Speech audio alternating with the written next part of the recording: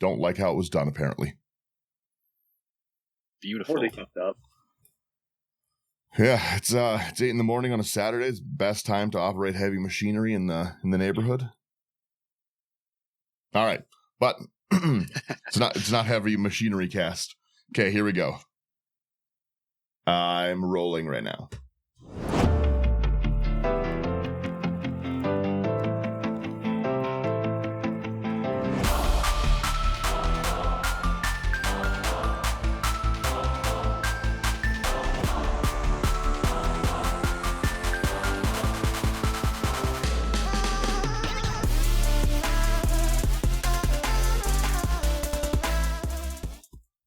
Hello and welcome back to another episode of Into the 99, where we've got 99 cards, cause Commander's number one.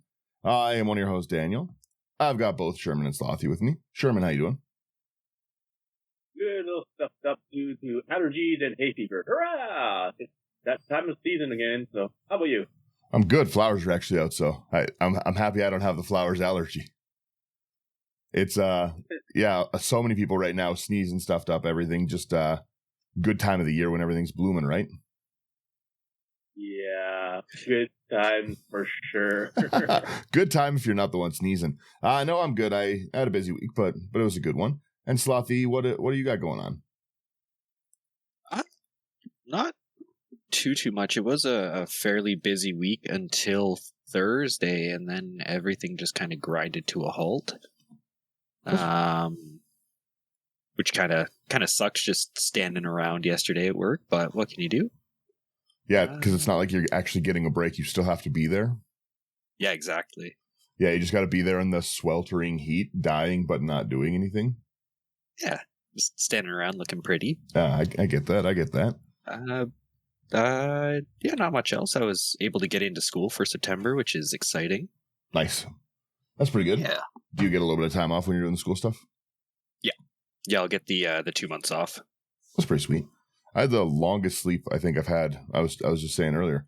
I think it was the longest sleep I've had in probably a year, and it was a good one. But I was up last night building decks. The Final Fantasy stuff's right around the corner, so I was just going through collections, building, because that's what I do. I have a problem, and it made me really excited to talk about this stuff because there's a lot of things I hadn't seen yet, right? I was just doing a quick scroll. I was like, I got to build this legend.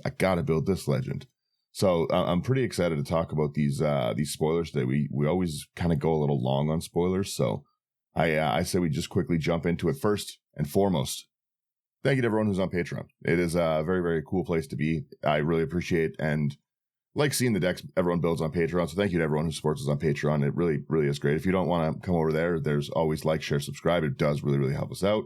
And with this set coming out, you're going to want a discount. I'm going to tell you that right now. These are expensive cards. These are real expensive cards. I was looking at doing some Vivi pre-orders. Not anymore. No. But I'm probably going to have to go over to our lovely houseofcards.ca. Promo code IT99 to get that discount, because that is the set is just like full of really, really cool legends, and it's very like it's collectible, right? It's gonna be collectible for a long time. There's Final Fantasy fans, kind of like Warhammer fans, right? They're typical for buying whatever the collector merchandise is. So there's a lot of people I personally know that don't play Magic, but have bought like the Commander decks, and I think there's even. I was going to say, I think there's even a set of like, is there the foil Commander decks for this one too? I bet those are real expensive. Yeah. I think the last time I saw it was like $3,000, and I stopped looking at it. Yeah. Someone was saying, yeah, that they're selling for like 1,800 US sold out kind of thing. Yeah. So it's looking to be a popular set. I generally speaking don't really like the Universe Beyond stuff, but there are some that seem like they're good hits. Like Lord of the Rings was undoubtedly a hit. This also appears to be that. From everything I've seen from people who actually like and play Final Fantasy, it looks like a lot of the characters are like true to their nature, that they're represented well, that there's like really cool artwork. Like a lot of people seem very, very happy with this set. So yeah, again, promo code IT99, houseofcards.ca. You're gonna find a great discount for all these singles you want. And then last but not least, AI armor. Throw these in AI armor sleeves. They are wonderful. Let's jump into the commander spoilers because this is wild. I also see always on Scryfall, you can see the cost to buy each card. 6,245 as singles right now. Yeah. But that's all the different version of singles as well, right? So if you want like all 5 copies of the first commander here. I guess that's fair, but that's still a big number. Who wants to start us off with this? Because I don't. What were you saying? Sorry. Slothy? Oh, nothing. I just didn't realize that there were 5 copies of some of these beforehand. Yeah, right. Jeez Louise. Yeah. I guess I'll start our first one. Is it Celis or Celis or Celis? Celeste. All right, okay. We've got a Celeste Rune Knight. 1, a red, a white, a black. This is a 4/4 human wizard knight legendary. When it enters, discard any number of cards, then draw that many +1. Okay, I like that. So you don't have to wheel stuff away, but you can. Whenever one or more creatures you control enter, if one of them entered from a graveyard or was cast from a graveyard, 1/1 counter on each you control. So you've got a discard outlet for a reanimator built into the command zone. I think that's pretty solid. Yeah. Yeah. So when this... Oh, go ahead. No, go ahead. I was going to say, like the moment this was spoiled, everyone already saw the infinite combo potential. Like, there's so many infinite combos that are from this set. It's kind of crazy, actually. Well, it's pretty easy to World Gorger or Dragon Loop this deck. Yeah, like everyone's like doing the persist, like aristocrat stuff because you're in black as well. So. Oh yeah, I didn't even think about that. Macias also goes.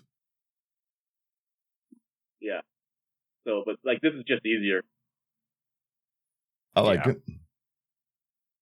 Who wants to take our next one? Sure. Next up, we've got Cloud Ex-Soldier. 2 and Naya for a 4/4 legendary human soldier mercenary with haste. When Cloud enters, attach up to 1 target equipment you control to it. And whenever Cloud attacks, draw a card for each equipped attacking creature you control. Then if Cloud has power 7 or greater, create 2 treasure tokens. That's decent. I quite like this one. And I like how much, because I have seen the deck list for this one. I like how much you can kind of mix and match this and the dog meat equipment precon. I like that. Oh, yeah. That's kind of cool. I'm a big fan of the equipment theme, like Boros style, having access to green. That ramp is kind of big. Mm-hmm. It'd be nice if they tried something a little bit different. Mm-hmm. But I do like the green added. Well, yeah, because I'm just seeing I'm seeing straight out exactly like you said. Well, we get another Mardu precon. We get another Naya equipment precon, right? But that's okay. That's all fine. Wow, there's a lot of versions of Cloud. Oh, there's like 5 of each. Okay. Yeah. It's going to start storming soon. There you go. Lots of Cloud. Yeah, someone have fun with that name. Yeah, so we got 2 more reprints there, and then we have this next one. It's Graha Kia Scion Reborn. So it's a white, blue, black legendary creature, Pet Wizard. It's a 2/3. It has lifelink. It has the ability Throw Wide the Gate, which is whenever you cast a non-creature spell, you may pay X life, where X is that spell's mana cost. If you do, create a 1/1 colorless hero creature token and put +1/+1 counters on it. Do this only once each turn. That's interesting. I could see that being fun. A life lost, life gain kind of deck. Yeah. Surely I can't make another deck where I soul conduit things. Surely 2 of them is enough.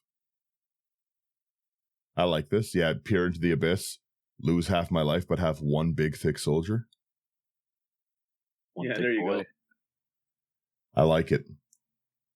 Oh, that Luminous Broodmoth reprint is very cool looking. Mm-hmm.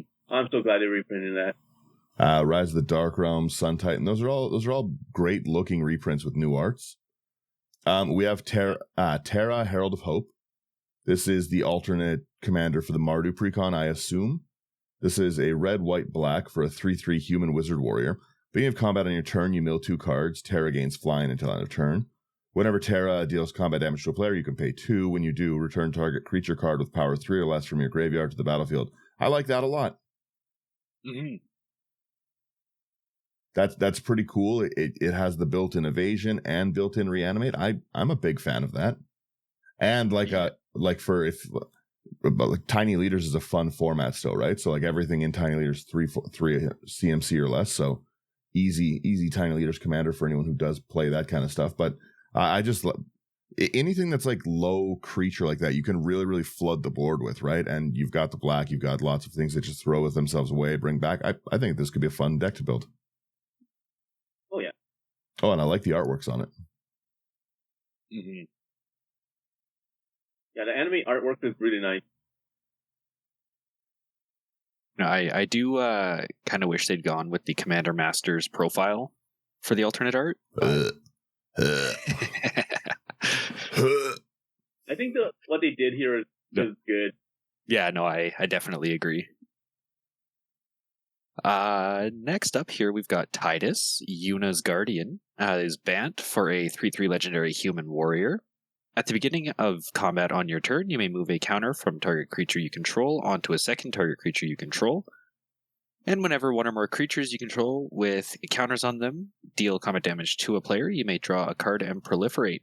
Do this only once each turn. I like this a lot. You know what? I think this could be fun. I would make a deck with nothing but finality counters. I was just about to say that. You guys are both mean. you guys are both so mean. Never. That's funny. Oh, that would be hilarious. Wow. But like, is this? It's also interesting because you have the new creature sagas, right? So now you can also move like chapters over. Yeah, I do like that. I want my sagas to trigger endlessly. No more. I like this chapter a lot. It does this Tidus. If I hit 3 players, does that work, or does it do this only once a turn? Kind of stables it to one. This is written weirdly. I think we talked about this before. Just once. Okay. All right. I like Tidus less, but the art is very cool. Yeah. We did Tifa. Sherman made a cool deck about it. Yeah. So Tifa martial artist. Gonna be a 1 in a black, green, and white human monk 4/4. It has melee. So melee once again. Whenever this creature attacks, it gets +1/+1 until the end of turn. For each opponent you attack this combat. Whenever one or more creatures you control with power 7 or greater deals combat damage to a player, untap all creatures you control. Since the first combat phase of your turn, there is an additional combat phase after this phase. I do have to quickly say, we did get corrected in the comments that it's melee, not melee, and they were very adamant that we're making their ears bleed with our mispronunciation. Oh, melee, yeah, sorry. Sorry, melee. I'm sorry. Melee. I'm gonna keep saying melee. They're like Smash Brothers Melee. I was like, I call it Smash Brothers Melee. What are we talking about? But yes, anyways, carry on with your Tifa talk. No, I don't know I have to double check the ruling, but like we also had the problem last time where like how many combats you would get, because if you hit 3 people, would you get only 1 or would you get 3 because of it? Some people say it. Oh no, this you would get 3 more. Yeah. So. I like this. I really like the Tifa art too. I guess I'm not calling them the profile art because that's not what they are, but I do like this profile-ish art. You know what I'm talking about, Slothy? Yeah. It's not horrendous. It's not Aether Drift yellow, but it's nice. Yeah, no, these ones are definitely a lot nicer than some of the alternate arts they've been, or some of the alternate art styles rather, that they've been putting out recently. Yeah, right. I wonder what would have been like all of these like profile ones, or like the artworks, they look like they're like designed for the set and everything. I wonder if would have been like if the people would have liked, or like the fans would have liked the original artwork, concept artwork for them instead. Because I think that would be interesting. Mm-hmm. Yeah, there's a few. Then you would probably have like Yoshitaka Amano art, like artists, like everywhere.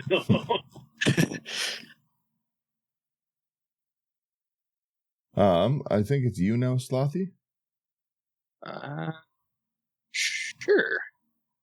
Yeah, next up, we've got Ishtola, Knights Blessed, 1 and Esper for a 2/4 Legendary Cat Warlock with Vigilance. At the beginning of each end step, if a player lost 4 or more life this turn, you draw a card.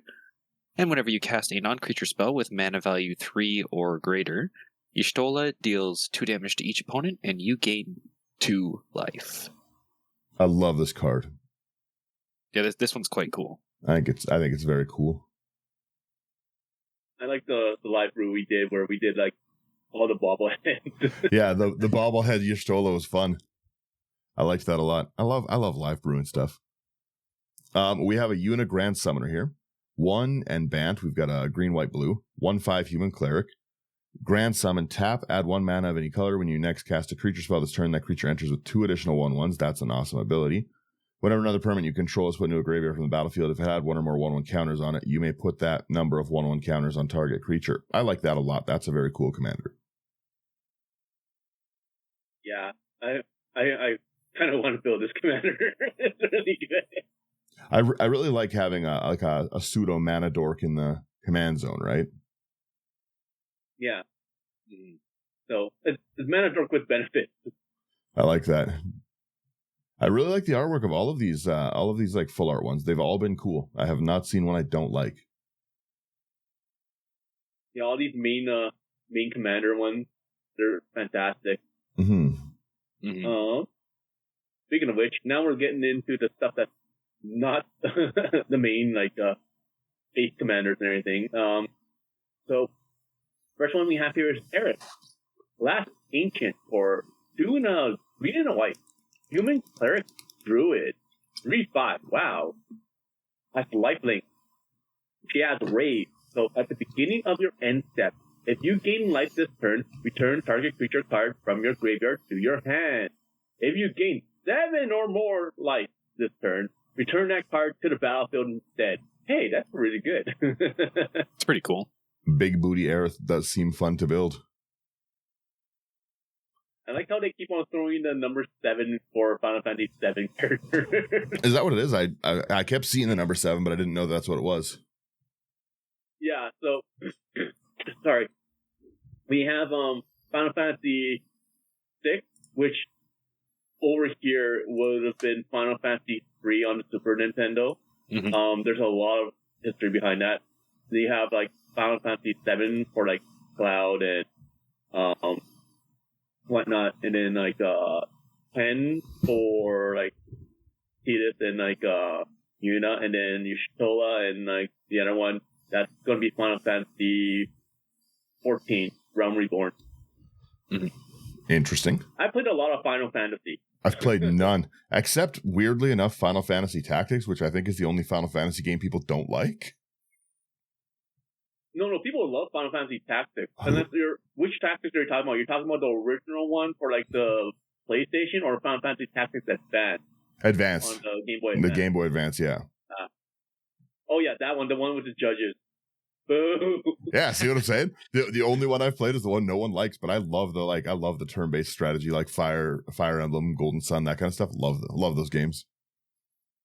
People just didn't like it because of the stupid judge system. It's like, okay, you have a judge here. It's like, you cannot use swords. Oh, hey, yay! Now, you're like, what are you talking about? Penalty, and I might get thrown into jail. Yeah, you get it.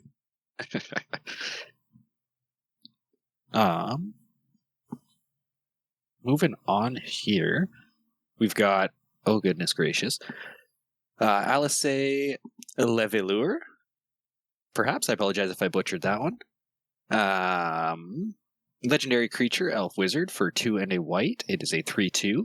Partners with Alphanaut. It's got first strike and dual cast. The second spell you cast each turn costs 2 less to cast. Mrs. Bumbleflower bait. Yes, most definitely. Everything is Mrs. Bumbleflower bait. Colonian Hydra is Miss Bumbleflower bait confirmed. Yeah, if you're on the design team. I'll never forgive them. We have Alphanod, whatever the last name Slothy just said. Oh, it's also Mrs. Bumbleflower bait. Partners with the LSA, has vigilance 2/4. It's 3 and a blue. And then it has Eucrasia. Yeah, whenever you cast your second spell each turn, draw a card. Also very cool. These both go very well in Bumbleflower. Honestly, these also would be a really fun deck to just build. Mm-hmm. Oh yeah, 100%. I love partner decks. Mm-hmm. They have a lot of legendary creatures in this Final Fantasy set because there's so many unique characters, and everybody wants to see the unique characters, right? Well, that's kind of a Universes Beyond thing in general. Mm-hmm. Yeah. But the problem with Final Fantasy is, like, you don't have, like, just, like, 4 or 5 main characters per, like, number. You have more, like, 6 to, like, 20, depending on it. And if you're talking about the online ones, then you have, like, 100 or so. I don't even know what deck this one could be in based on what these ones are. This one's off of... This is the Final Fantasy 14. The Y'shtola deck? Mm-hmm. Yeah. It actually says right above the artist FFXIV. Oh, okay. That's pretty cool. Mm-hmm. That's a fun little thing to see here. FFX. I've never played 14 that much, so I can't really say, but I can still say, like, which ones are based off which ones I haven't played. Honestly, so far, like, again, I haven't really looked at the deck list. I just know kind of the general themes and stuff. Even based on this, like, first few we've seen, I would just want to rip these apart kind of like the old Commander decks and build them into their own new ones. I loved doing that before, but like I said, this Alisain Alphanod, they look really, really fun to build. This set is full of, like, insane new artworks. Like, this Archfey Depravity is awesome. The Archmage Emeritus, the Altered Ego, Archaeos Man, they're great reprint artworks. Yeah. I really want that Emeritus. Yeah, it's very cool. Okay. Next card.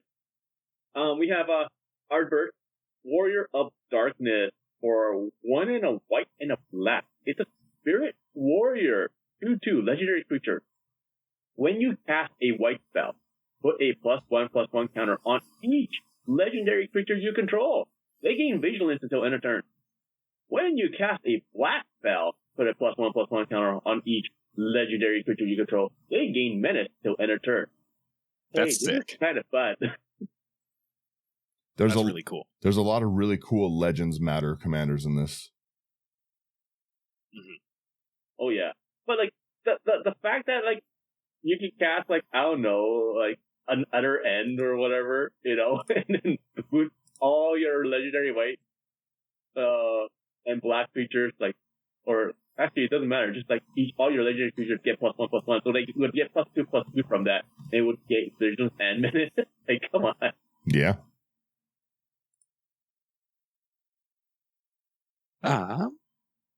Next up here, we've got Oron, Venerated Guardian. 3 and a white for a 2/5 legendary human spirit samurai with vigilance.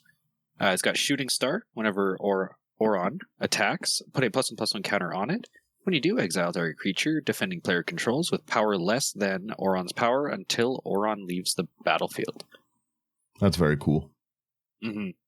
Nice. Yeah, defending player controls. I like this a lot.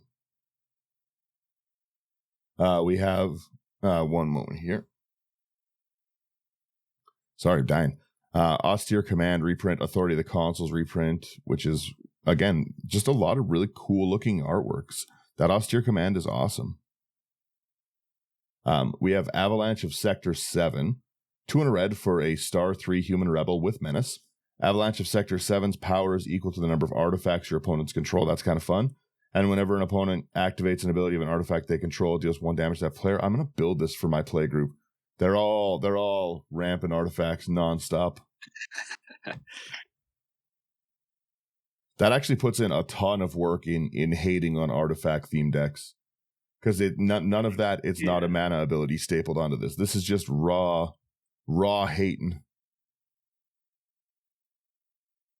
I'm a fan. Yeah, like I'm a big fan of this as well. Just because like the fact that like treasures are like, especially treasures, they're getting kind of outrageous.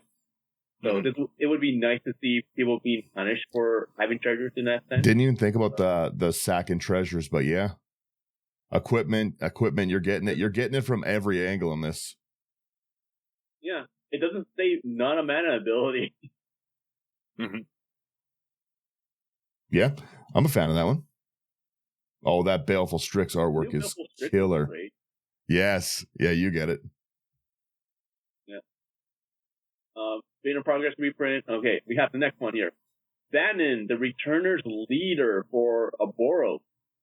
Legendary creature, human cleric, rebel, is a 1/3. It has prey. Once during each of your turns, you may cast a creature spell from among cards in your graveyard that were put there from anywhere other than the battlefield this turn. Interesting. When you attack, you may pay 1 and discard a card. If you do, draw a card. Hey, that's interesting. I want to build this. This is very cool. Boros Clerics?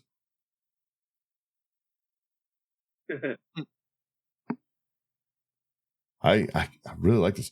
There's just a lot of really cool cards. This is the problem with doing the spoiler sets, is I constantly am like, well, I've got to build that. That's yesterday I started building 6 decks on the table because I saw like the Minstrel card. I saw that the new like Mill Hope Essel whatever. That one's annoying. That one's funny. I started building the Mono White Aerith. Like there's too many cards that I want to build in this set. That's my problem. Yeah. Honestly, I want to pick up these commander decks a little bit, looking at them, but I know they're real pricey right now. They are real pricey, especially for what you get. Yeah, right. Like I hope they come down in price, but they're not going to. People are animals. Yep. They're not going to, and like everywhere that I know, it's like sold out from the pre-orders alone. Like they can't even fulfill some of them because they're shorted. So. A lot of places that I've seen are full sold out of the commander decks. Mm-hmm. Yeah. I had to rob my brother of his. Moving on here, we've got Barrett, Avalanche Leader. 2 red-green for a 4/4 legendary human rebel with reach. It's got Avalanche. Whenever an equipment you control enters, create a 2/2 red rebel creature token. At the beginning of combat on your turn, attach up to 1 target equipment you control to target rebel you control. That's actually pretty cool. That actually seems kind of fun. I love the Pokemon style naming scheme they've decided to go with for moves recently. Mm-hmm. Or abilities, rather. Yeah. It's goofy. Avalanche. Yeah, it's again, I'm a big fan of that, but that's like it's obvious Helm of the Host bait because you wanna every time an equipment enters, I make like 3 rebels. Every combat I get to attach 3 things to it. Like that seems pretty fun. And I was gonna say I like having green in an equipment deck so I can actually afford to put the stuff on. That Bastion Protector artwork is wonderful. So is the Battlefield Forge. Is this a new card? This Blitzball Stadium? Yes. Yes, it is. All right. Well, then we read Blitzball Stadium. X and a blue. It's an artifact.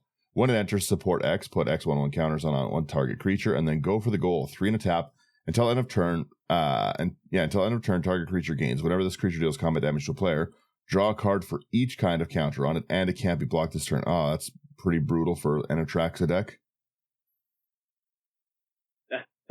That seems fun. hey, I hit you with 30 Atraxa damage. I'm gonna also draw a card. Cool. Yeah, that's a good card. Yeah. Nice to see Blitzball in here. All right.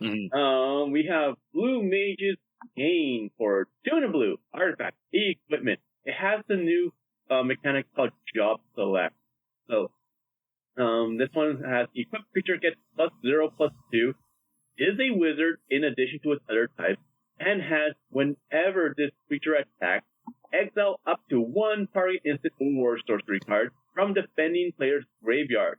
If you do, copy it. You may cast a copy by paying 3 generic mana rather than paying its mana cost. So that's really nice. It has equip cost of 2. That's brutal. That's fantastic. I love that. It's brutal because of how quickly that can come down and drop onto a creature, and then you cast someone's like annoying, like big banger kind of spell, you know? Again, like Peer into the Abyss. I love to Peer into the Abyss people, but getting Peer into the Abyss back myself, no Reliquary Tower, have to throw it all away. Or someone casts like Expropriate, someone else calendars it, and then you get to Expropriate. Oh, yeah, someone else is you because you're in blue. This is mean.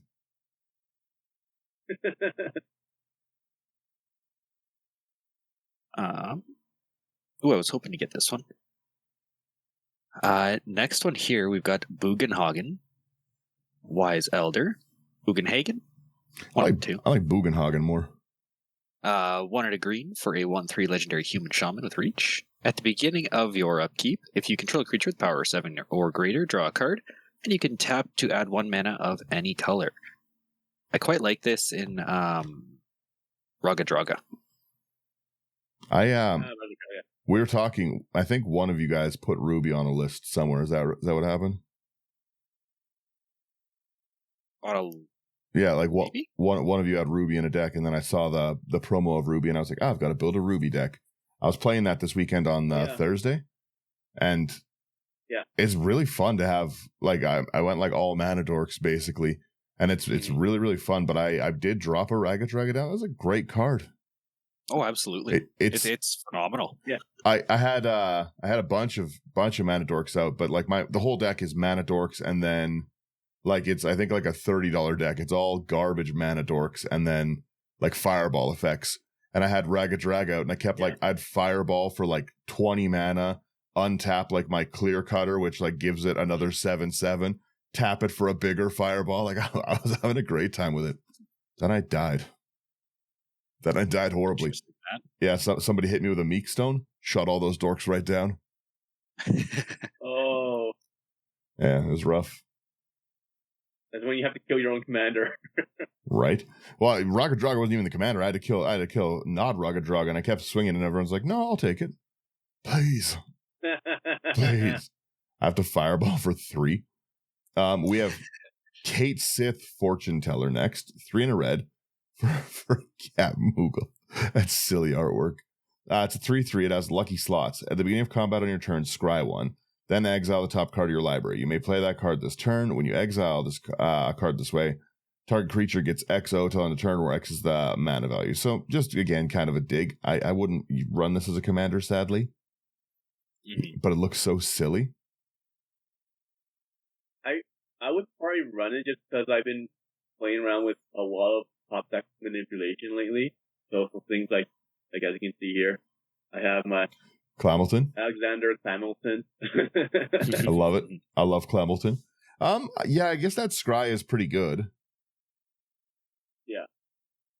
It's a scry one, so it's not bad. So it's silly artwork. I could see myself wanting to build it. I could see you like playing Final Fantasy VII and enjoying it if you like the artwork. Mm-hmm. I feel like I should build this for Kaylin. You'll probably enjoy it. And she likes cats. She likes cats and being random. Let's go on to the next one here. We have Champions from Beyond. It's going to be X double white. It's an enchantment. When this enchantment enters, create X/1/1 colorless hero creature token. It has Light Party. Whenever you attack with 4 or more creatures, try to then draw a card. It also has Full Party. Whenever you attack with 8 or more creatures, those creatures get +4/+4 until end of turn. That's really cool. I think you all know this goes in Rico. You don't even have to say it. You don't even have to ask. I've got to put this in Rigo decks. It makes 1/1s. It gives me a draw, and it's a pump for when I later on swing out with my Ornithopter army. Yeah. Yeah, it's going in Rigo. Yeah. Oh, yeah. Man, that's a cool card. Next one we've got here. I really like that Chasm Skulker artwork. Yep. But yeah, we've got the Chocobo Knights, 3 and a white for a 3/3 human knight. Whenever you attack creatures you control with counters on them, gain double strike until end of turn. That's pretty dope. Yeah, that's mean. Oh, too bad it wasn't legendary. That'd be fun. True. You have a Sharpie, do you not? Yeah, that is fair. One of the decks that I was doing was the Brigade and the Selena, making another of the not legal partners for those Jumpstart commanders with Heroic. I think I've built 4 of them so far. I just really enjoy doing it. I'm doing auras now. Love it. Next, we have our Sid Free Flyer Pilot, 1 and a white for 2/2 Human Warrior Pilot. Equipments and vehicles are 1 less. That's great. Jump during your turn, set as flying. Cool. 2 and a tap, return target equipment or vehicle from your graveyard to your hand. That's also wonderful. Oh, that's dope. Yeah, being able to recur stuff like that is very cool. That we don't see repeating. Yeah, I like that. Clever Concealment is also a reprint, right? Yes. Yes. Oh, that just a great scene in Final Fantasy VII where you had to dress Cloud up as a girl. That's funny. The Cleansing Nova artwork is wonderful. Oh yeah, that's fantastic. It's so nice. The next card we have here is going to be Cloud's Limit Break for 1 and a white. It's an instant. It has something called Tiered. So choose 1 additional cost. You have either Cross Flash, which is only for 0, destroy target creature. You have Blade Beam for 1 mana, destroy any number of target tap creatures with different controllers. And you have Omni Flash for 3 and a white, destroy all tap creatures.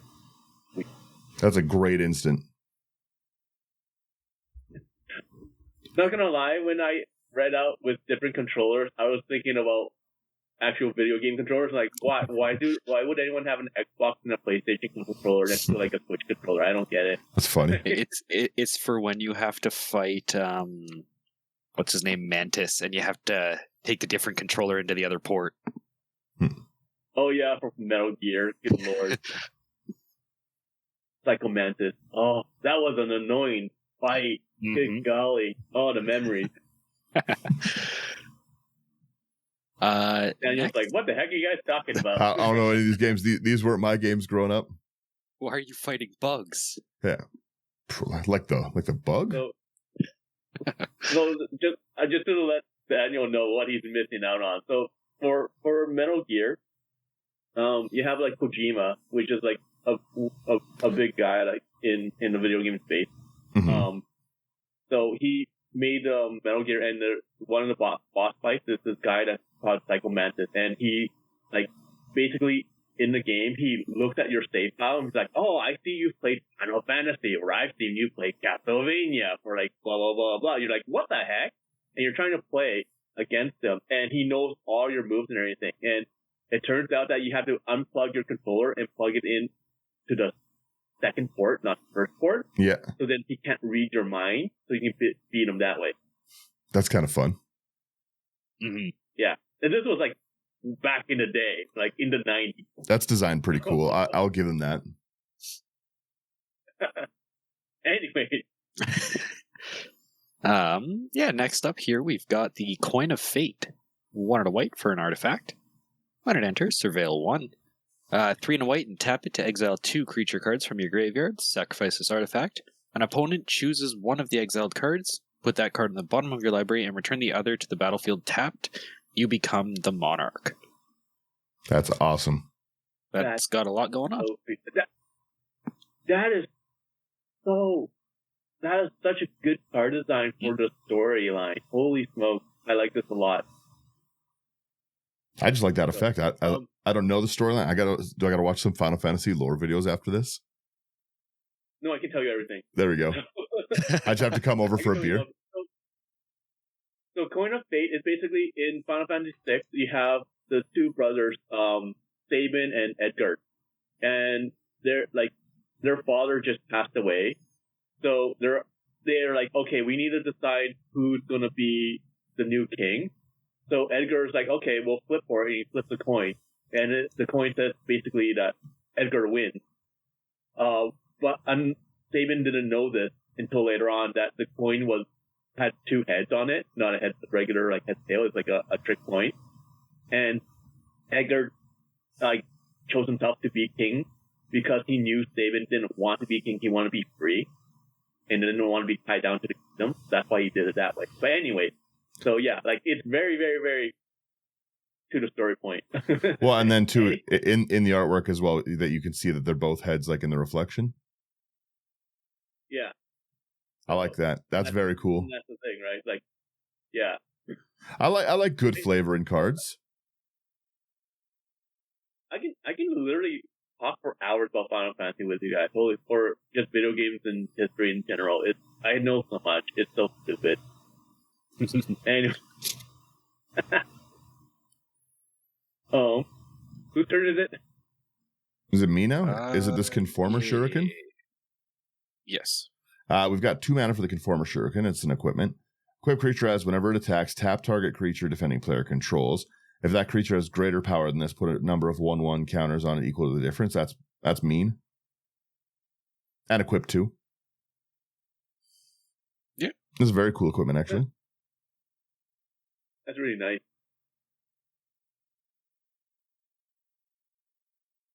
Let's see. What's next? That Crux of Fate artwork's cool. Reprint on First Flail. Reprint on the Jewel. Crux of Fate. Reprint. Oh, Cyan's next one. Slothy, I think it's you. No. Yeah, should be you, Sherman. Oh, okay, cool. Next one we have is Cyan, Vengeful Samurai for 6 and a white. Holy smoke. Oh, that makes sense. Okay. Human Samurai. This spell costs 1 less to cast for each creature card in your graveyard. It's a 3/3. Cast double strike.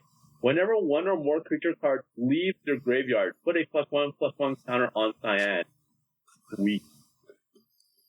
I can't see how this one would be playable, personally. Yeah. I would just dump just send like a bunch of like weenie creatures out just to get slaughtered, just to bring up my ass. But it's a lot of work for a 3/3 double striker. It gets a +1/+1 for each whenever one or more creatures starts leave their graveyard. Like, but that's what I mean. That's a lot of hoops to jump through. I have an excuse to use collect evidence more. Okay. I guess that's fair. I guess the collect evidence mechanic is making a comeback. I don't know. I haven't been hating much in this set, but I am in this one for sure. I would cut this from any deck it was in and be livid if this was my rare in a pack. That one's rough. Yeah, it's spending like $100 for a collector pack only to get this as your rare. I'd crash out. But it's foil. Ooh. Next up here, we've got the Dancer's Chakrams. 3 and a white, 4 on equipment. It's got job select. So when this equipment enters, create a 1/1 colorless hero creature token, then attach this to it. Equipped creature gets +2/+2, has lifelink, and other commanders you control get +2/+2 and has lifelink, and is a performer in addition to its other types. And it has equip for 3. That's cool. Mm-hmm. I like that a lot. Other commanders is interesting. So if you have it, kind of reminds me. Sorry, I was just gonna say if you have it on your commander, you don't get the buff on it. So you want it on not commander creatures for you. Yes, 100%. some nice reprints here. Dark Steel Plate is nice to see again, along with Dig Through Time. Very cool art on Dig Through Time. We have Edgar, Master Machinist. 2/1 red, 1 white for a 2/4 Human Artificer Noble. Once during each of your turns, you may cast an artifact spell from your graveyard. If you cast a spell this way, that artifact enters tapped. When Edgar attacks, it gets X till end of turn, where X is the greatest mana value among artifacts you control. That's great, because you can just throw away so many of those, like when this enters, draw a card, or like a Commander Sphere, throw it away, draw a card, keep getting it back. I really like that. That's really sweet, yeah. You can keep going through the... What are you saying, Slothy? You can keep going through with the Coin of Fate. That is true. Let's flip that coin one more time. One more flip. 99% of gamblers stop right before they're going to win. Exactly. There you go.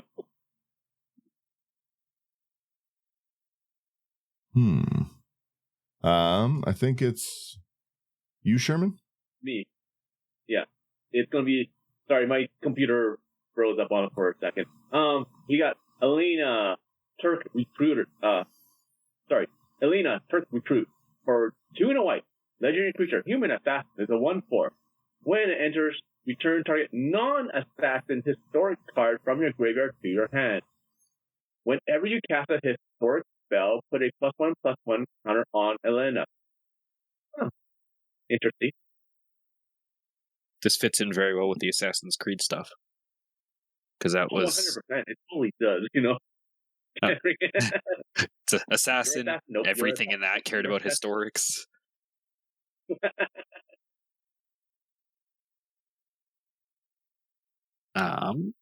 Next up here, we've got Emmett Selch of the third seat. 2 blue and a black for a 3/4 legendary Elder Wizard. Spells you cast from your graveyard cost 2 less to cast. And whenever one or more opponents lose life, you may cast target instant or sorcery spell from your graveyard. If that spell will be put into your graveyard, exile it instead. Do this only once each turn. Illegal pair with Muldrotha. No one will let me play that, but... No, they won't. No. Yeah. Man, Nope. that you got to be reasonable with your illegal pairings, and that one's not reasonable, but that's got to go in Muldrotha decks for sure. That's very cool. See, your little illegal Hobbit pairing that just gains life, that's cute. We're that's okay fine. with that. That's fine. Muldrotha and Emmett? Muldrotha with cost reduction and access to instants and sorceries? Nuh-uh.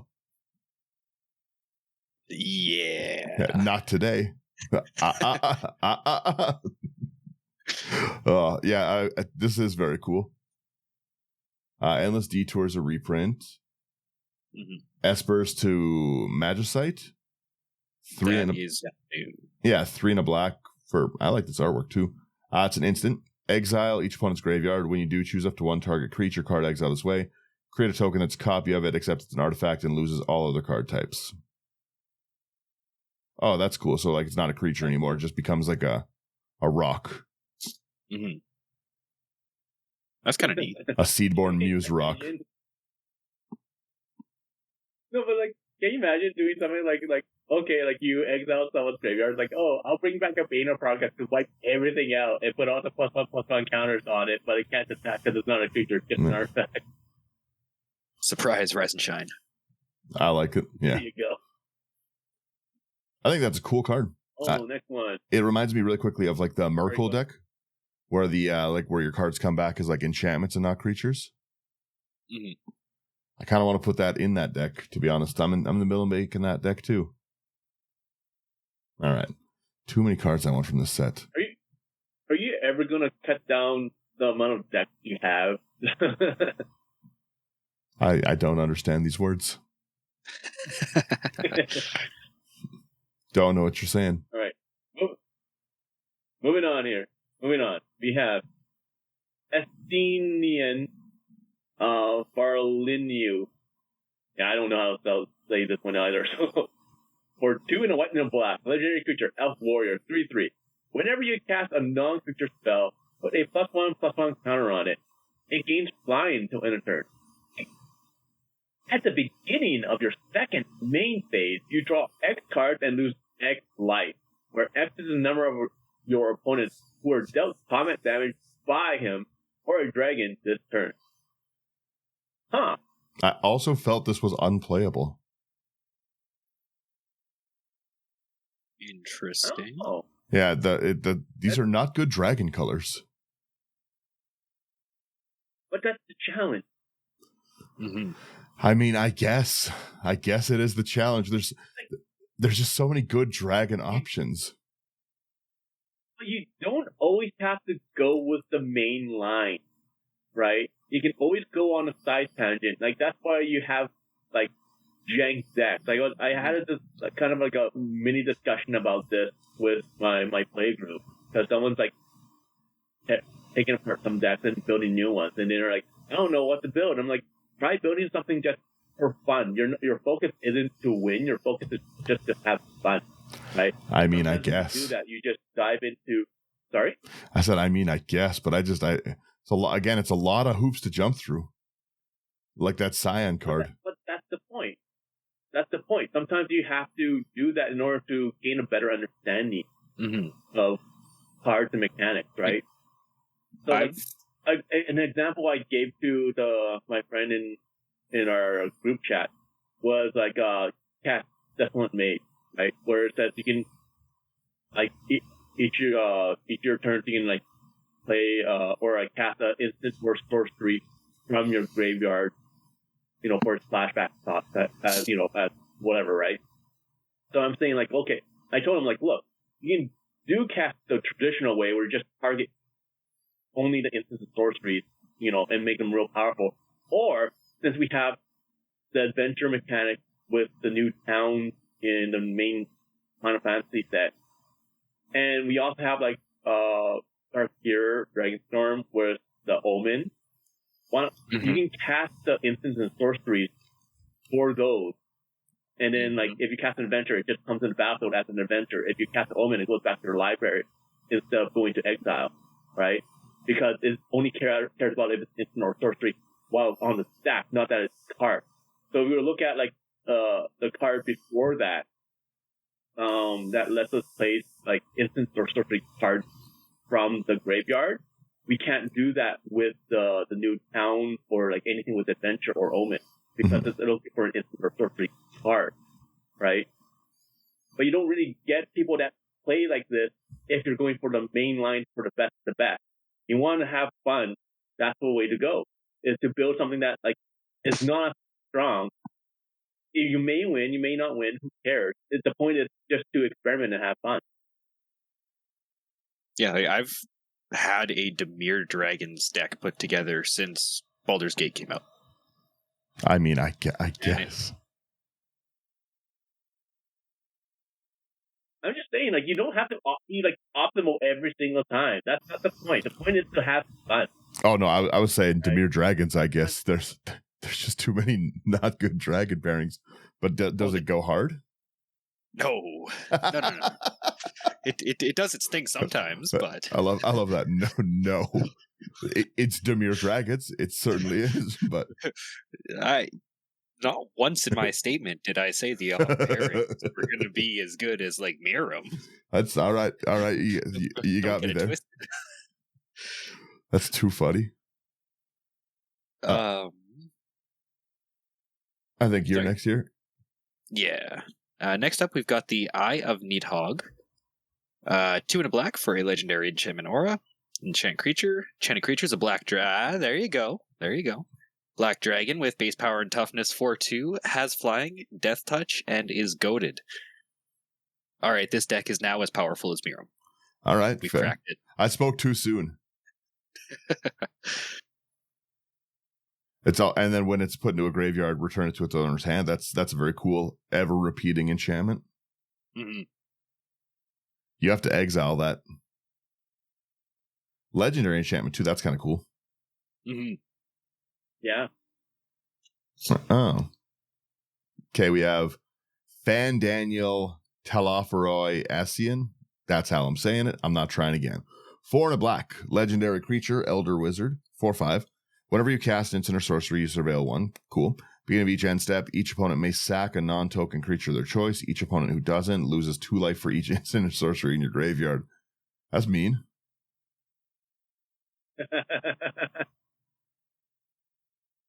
I would just run only. Not me, but enough. I'd run only mana rocks and like kill creature spells in this deck. You have nothing left to sacrifice. Board wipe after board wipe after board wipe. That's funny, yeah. Like how many board wipes are there in Black? The Condemnation, Deluge. 1 or 2. 1 or 2-ish. What's the next one? Oh wow, the new artwork for like Farewell and Phantom Mage are really nice. Mm-hmm. So, okay, here it is. Next card here is going to be Fight Rigging for 2 and a green. It's an enchantment.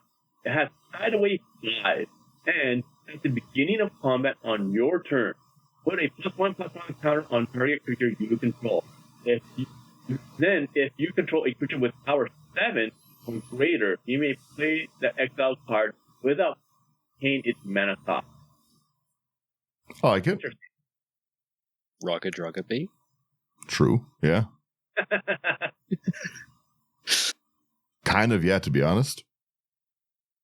Oh, that Firelit Thicket artwork is very cool. So is the Flooded Grove. Mm-hmm. Next card we got here is going to be Gata and Luzu. 2 and a white for a legendary human soldier. 1/1 with flash. When Gata and Luzu enters, choose target creature you control. If damage would be dealt to that creature this turn, prevent that damage and put that many +1/+1 counters on it. It's kind of cool.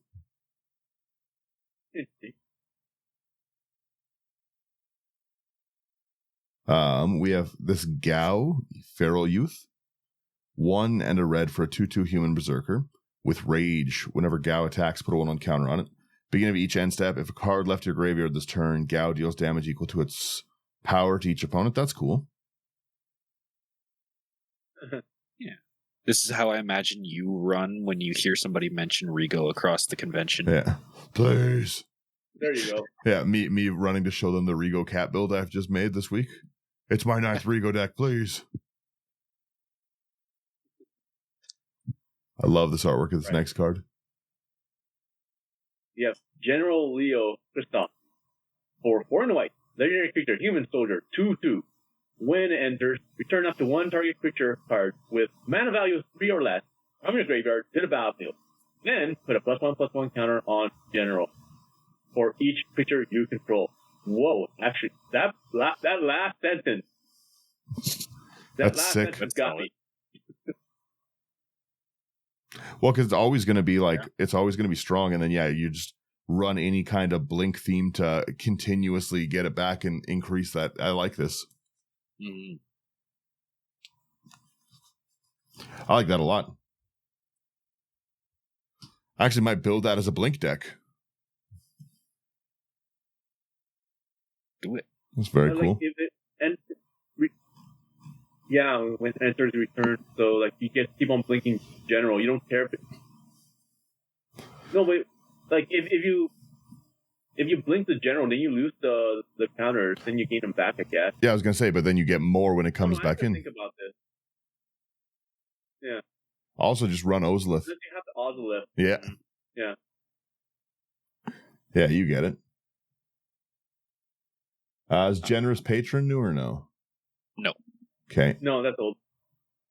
Next, we've got here is Go-Go, Mysterious Mime.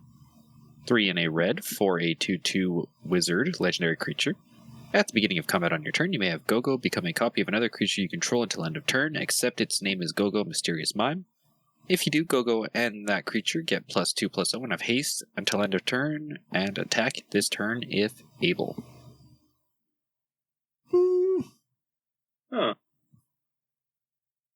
I don't know if that's a commander worthy creature. It's a lot of decks that it could go in. Very cool. Yeah. Because then it just gives you like a second commander on your turn, right? So like a second Veyran, a second Ishin. That's pretty cool.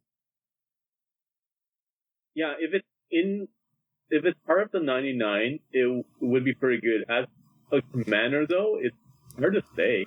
Yeah, as a standalone commander, I don't quite know, but there's a lot of decks. Again, this is giving you technically because it's not going to die to legend rule, right? It's a different legendary creature. Yeah. So I like that. Yeah, that's true. That's funny.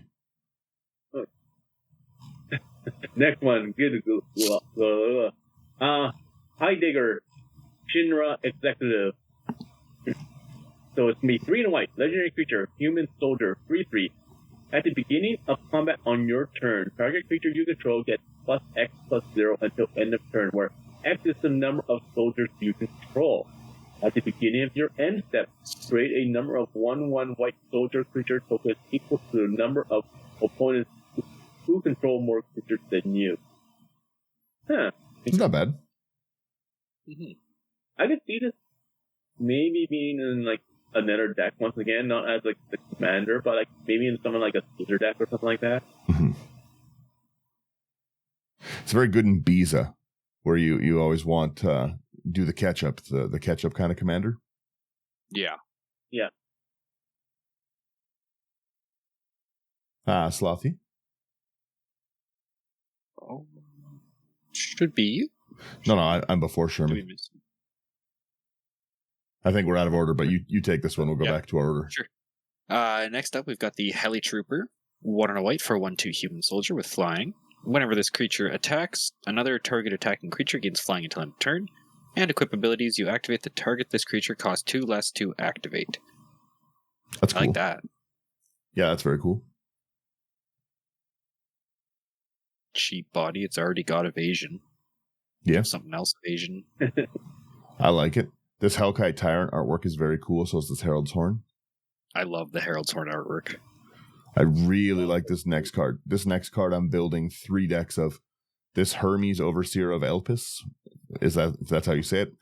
3 and a blue for a 2/4 Elder Wizard. Whenever you cast a non-creature spell, you get a 1/1 blue bird with vigilance and flying, and whenever you attack with 1 or more birds, you scry 2. I love this. I really... It's just Murmuring Mystic if it was better in the command zone. Yeah. What if Murmuring Mystic had really cool artwork and could be your commander?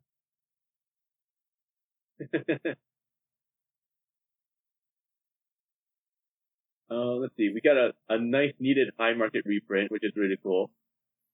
Then we have... Is it my turn? Yeah. Yeah, it's my turn. It's Hildebrand! Manderville for 1 and a white. So it's a legendary creature, human detective. It's a 2/2. It has creature tokens you control get +1/+1. When it dies, you may cast it from your graveyard as an adventure until the end of your next turn. So the adventure part it has is going to be Gentleman's Ride for 2 and a black. It's an instant. It's an adventure. And you create a 2/2 black zombie creature token. And that's it. I like this a lot. Mm-hmm. That's pretty sweet. Actually seems really fun to build. Like, again, this would be a nice, cheap to build deck. Mm-hmm. You have a token generator. You can constantly cast it and get around the commander tax for it. Yeah. I like this a lot. It looks like they actually have decent lands in these decks too. Yeah, from what I've heard, they've been better than previous precons.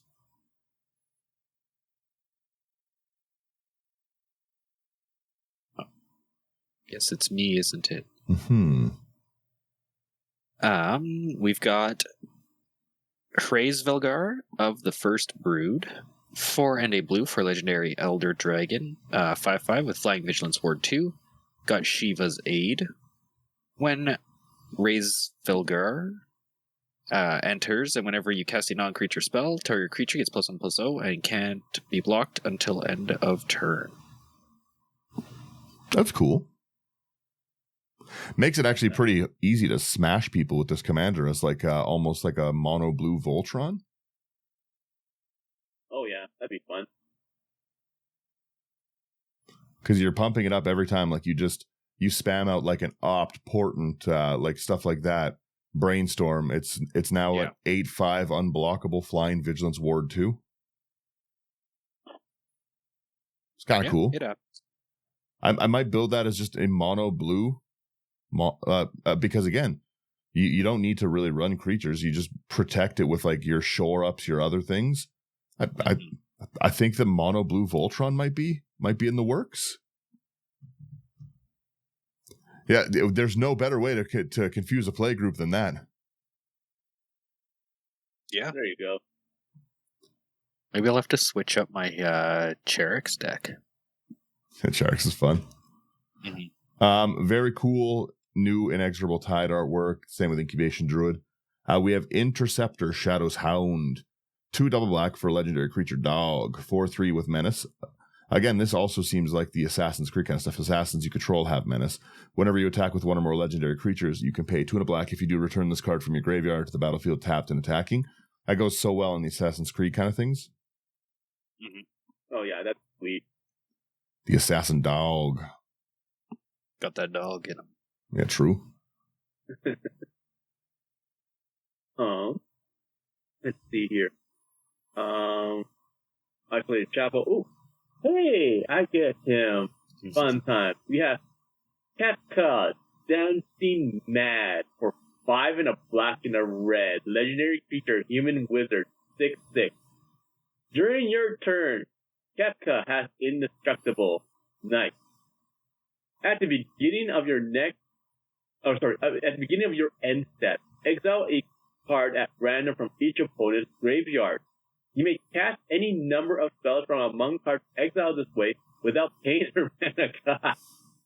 Then each player who owns a spell you cast this way loses life equal to its mana value. This card's amazing. That's sincerely a disgusting card. Oh, Kefka, you're so awesome. Oh, such a great villain. I love this card. This is fantastic. Man, that's brutal. It reminds me of what's the one? The same mana cost and everything, but like every time someone casts a spell, like you redirect it to, or you can target anything. Lord of Pain. Yeah, there's Lord of Pain. There's Caravex. There's stuff like that. Yeah, that's mean. Next up here, we have Key Marie, Valiant Guardian. 2 green and blue for a 3/3 legendary cat warrior with vigilance. And, that writing is very small. I'm going to have to pull that up. Ronzo Rage. At the beginning of combat on your turn, put a +1/+1 counter on Key Marie and tap target creature an opponent controls. Then you may have Key Marie become a copy of that creature, except it keeps the name and has vigilance and this ability. That's really cool, actually. Mm-hmm. Interesting. I like decks like this because they play to the table. Yeah. 100%. Yeah, if you don't have annoying stuff, this isn't really a problem.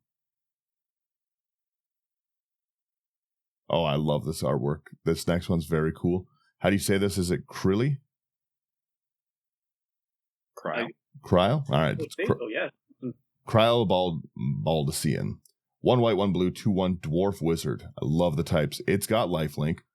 Trace Aether. Whenever you cast a non-creature spell, you can return target creature card with mana value equal to the spell's mana value from your graveyard to your hand.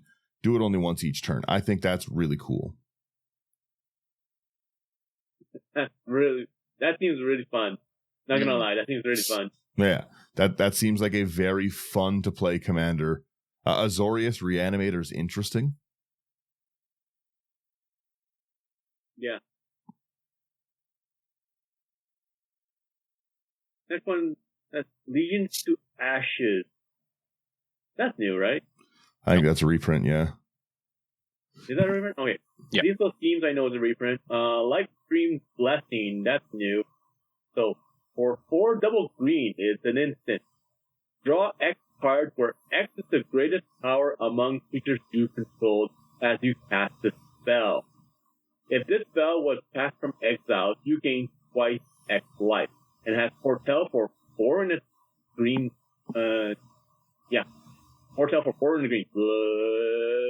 That's very cool. It's solid. I like that. I always like card draw, especially green kind of needs it a little bit here and there from time to time. That's not related to creatures, so it's kind of nice to see this. Yeah, like that's not stapled onto a body. Yeah. Yeah, but at the same time, it's not realized the creatures. But anyway, that's that point. Next up here, we've got Lock Treasure Hunter. 1 black-red for a 2/3 legendary human rogue.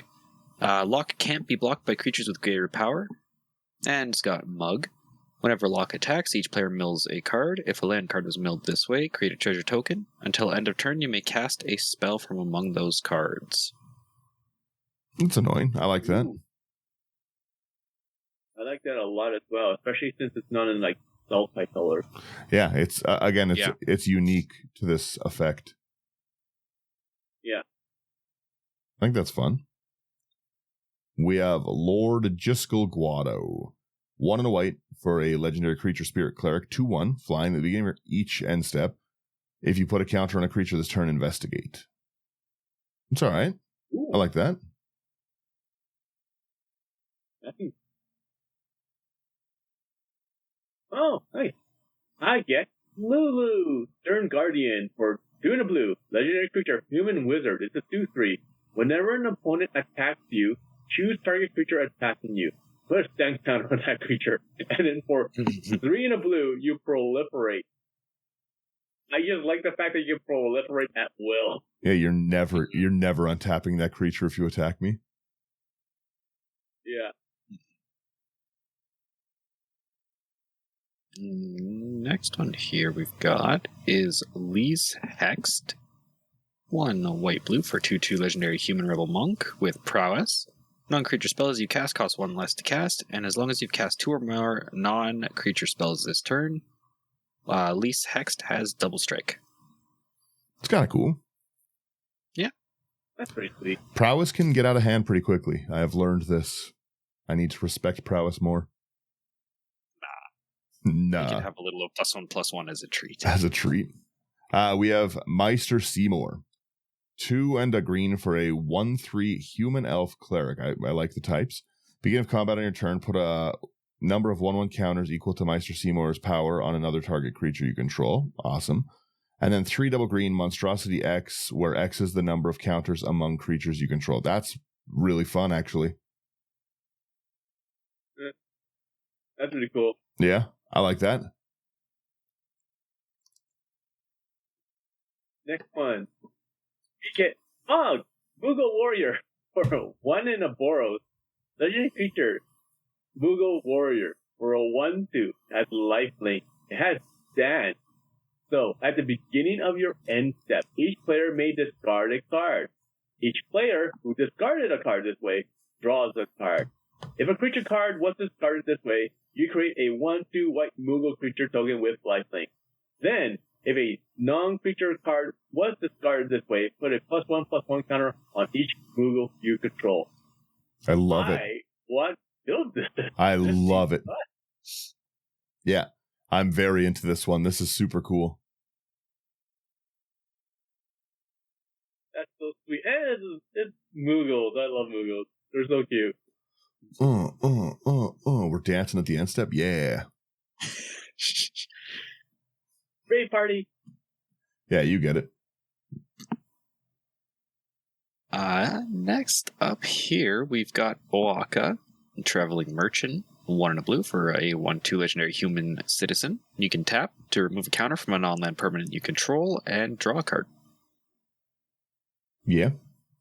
Mm-hmm. That's pretty good. That's the anti-sagas one, right? You just keep taking things off and keep your sagas going.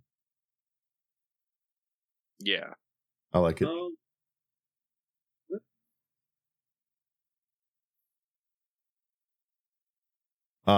Is Observe Stasis next? Yes.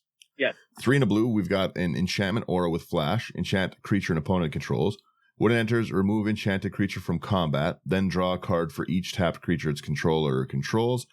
It loses all abilities and can't attack or block. Oh, that's a brutal card. Actually, this is interesting. They made a I haven't fully read the release notes for it, but they were talking about because with the things like the sagas being in creatures as well now, that they had to make a change to the rules where if you have something like observe stasis or like something like dress down where creatures lose all abilities. So with a saga, if at any point in time before it loses like 6 counters, it basically gets destroyed or something like that. And they made a change where like if it loses all abilities, like it loses all the chapters and everything, right? So once it loses all the chapters, it basically doesn't become a saga anymore. The saga is basically done or something like that. And like it would basically get destroyed, so they had to change it where they were saying like if it's a saga creature, it would still keep saga subtype, but as a creature it would stay. It wouldn't just get destroyed regardless. And it doesn't get sacrificed now? Sorry? Like the creature won't get sacrificed and destroyed now? Yeah, it will not get sacrificed. Hmm. So this changes the ruling with things like Blood Moon and Urza Saga. So now that like if Blood Moon's out, Urza Saga doesn't go away anymore. It doesn't get destroyed. That stays there as whatever it is. So I have to look up the. Like, I've got to learn on that one. That's like basically the Cliff Notes in a sense. So I don't know the exact ruling for it yet. So I haven't had time to read. It's been a busy week for me at work. Fair. That's very cool though. Oh, I'm excited to get this next one because again, I love the artwork of these dwarf wizards. They're great. Papalimo Totolomeo. Think I said it wrong? Don't care. This is a white and a black for a 1/2 dwarf wizard. Whenever you cast a non-creature spell, deals 1 damage to each opponent and you gain 1 life. I really like that. 4 and a tap, sack Papalio Totolomeo, whatever. Each opponent who lost his life this turn sacks a creature with the greatest power among creatures they control. Huh. Hear me out. You must let me pair this with the other dwarf wizard. With the Krylai. That lets me reanimate. Let me have my pairings. No. That's too strong. They're dwarf wizards. They're half the commander they should be. If you really think about it, all dwarves should have partner. Yeah, I'm stacking these commanders. It's 1 legal commander in a trench coat. I was just about to say you got to have an altar that's just both of their text boxes, but the art is them in a trench coat for it to work. That's really funny. There you go. Wow, they've got a lot. I also, real talk though, I love the artwork on this card. It's so cool. Mm-hmm. Especially like in a foil, this is gonna go very, very hard. This set has been phenomenal for the artworks.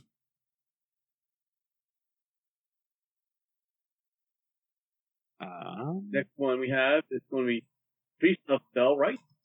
That's a reprint. Yeah, reprint here. Oh, okay. Professional Spacebreaker reprinted, which is nice. That's needed. Oh, Professor Hojo. Okay, I get him. All right. It's going to be 1 in the green. Legendary creature. Human Scientist. 2/2. The first activated ability you activate during your turn that targets a creature you control costs 2 less to activate. Please, hurry, quick. Whenever 1 or more creatures you control becomes target of an activated ability, draw a card. This ability triggers only once each turn.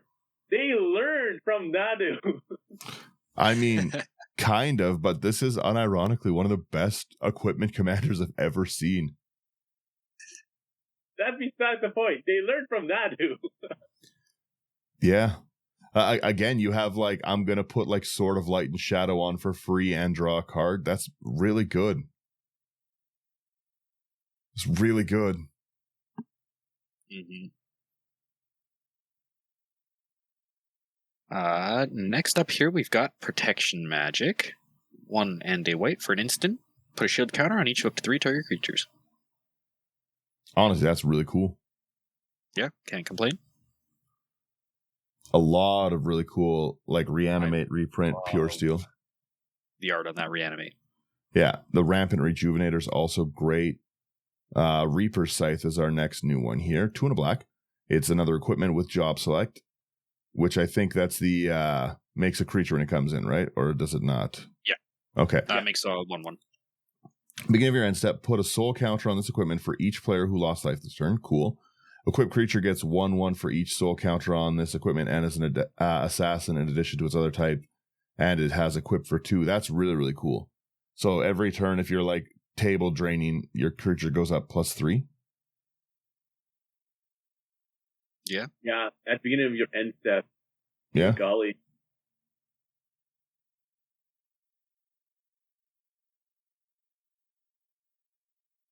Thank you here, Sherman. Is it me? Yeah. Yeah. Okay. Sorry. We got Red 13, Proud Warrior for 1 in a red and a green. Legendary creature, Beast Warrior. 3/3. It has Vigilance and Trample. Other modified creatures you control have Vigilance and Trample. Has Cosmo Memory. So when Red 13 enters, return target aura or equipment card from your graveyard to your hand. I like it. It's kind of cool. Not bad.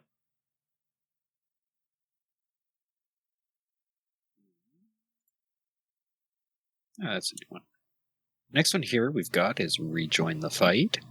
5 and a black. It's a sorcery. Mill 3 cards, then starting with the opponent next in turn order. Each opponent chooses a creature card in your graveyard that hasn't been chosen. Return each card chosen this way from the graveyard to the battlefield under your control. It's pretty good. Sorry, the reading was hard. That card's insane. Yeah, reanimate 3 for 6. That's pretty good. Reanimate. Yeah. Holy smoke. Yeah. 3 for 6, and it has to be different things. I like that. This is going to go right in the meep. And especially as well, you can politics pretty easily with this, right? Pick this, I won't swing it at you. Yeah. Pick this, or I swing everything at you. That's funny as well. That works too. The Resourceful Defense is another cool artwork. We have Riku, Resourceful Guardian next. 2 and a blue for a 2/3 Human Artificer. Whenever you put 1 or more counters on a creature until end of turn, that creature can't be blocked by creatures your opponents control, which is awesome. And then it has Steal. 1 to tap, move a counter from target creature an opponent controls onto target creature you control, activate only as a sorcery. That's funny. Give me those finality counters, Slothy. Yoink. I want those finality counters. No. That seems interesting, though. That seems fun. Mm-hmm. Oh, new artwork for Bright Replication. Let's see. Rune Grinder, that's a reprint. Reduce Ultimatum, that's a reprint. But, oh, that artwork. Ooh. I was going to say that's very cool artwork. Yeah. Kefka's we such have a cool character. Raven. Sorry? I just think Kefka's so cool. That's the clown? Kefka is such an interesting character. It's just because, like, he's just a bad person. You learn to love it to hate him, right? Mm-hmm. So he's just like, he has no real like reason to be evil. He's just evil. He just wants to. He just hates. He just has hate in his heart. Yeah, 100%. Yeah, 100%. He's the like really, really, really like degraded and mean and all that stuff. He's just, fun fact of the whole series, he's technically the first character to actually kind of speak because he just laughs, and that's like the first time you kind of like have a character speak in the game. Yeah. So anyway. So yeah, and yeah, Final Fantasy X is the first time they have voice actors, but yeah, like technically speaking, Kefka was the first time like they had someone speak. Anyway, so moving on here, we have Sabin, Master Monk, for 4 and a red. Legendary creature, human noble monk, 4/3. It has double strike, has flip. For 2 double red, you discard a card. And you may cast this card from your graveyard using its blitz ability. Whoa. that's interesting. I think this is objectively horrible. I can't see a use for it. It's fun. I don't play Blitz or the dash stuff, right? So Yeah, but the fact that you can like cheat it up from your graveyard to like recast it. So like you have things like let's say like you have like a hero's blade on the battlefield, right? It gives a +3/+2, but like whenever a creature enters, you can attach it to that creature right away.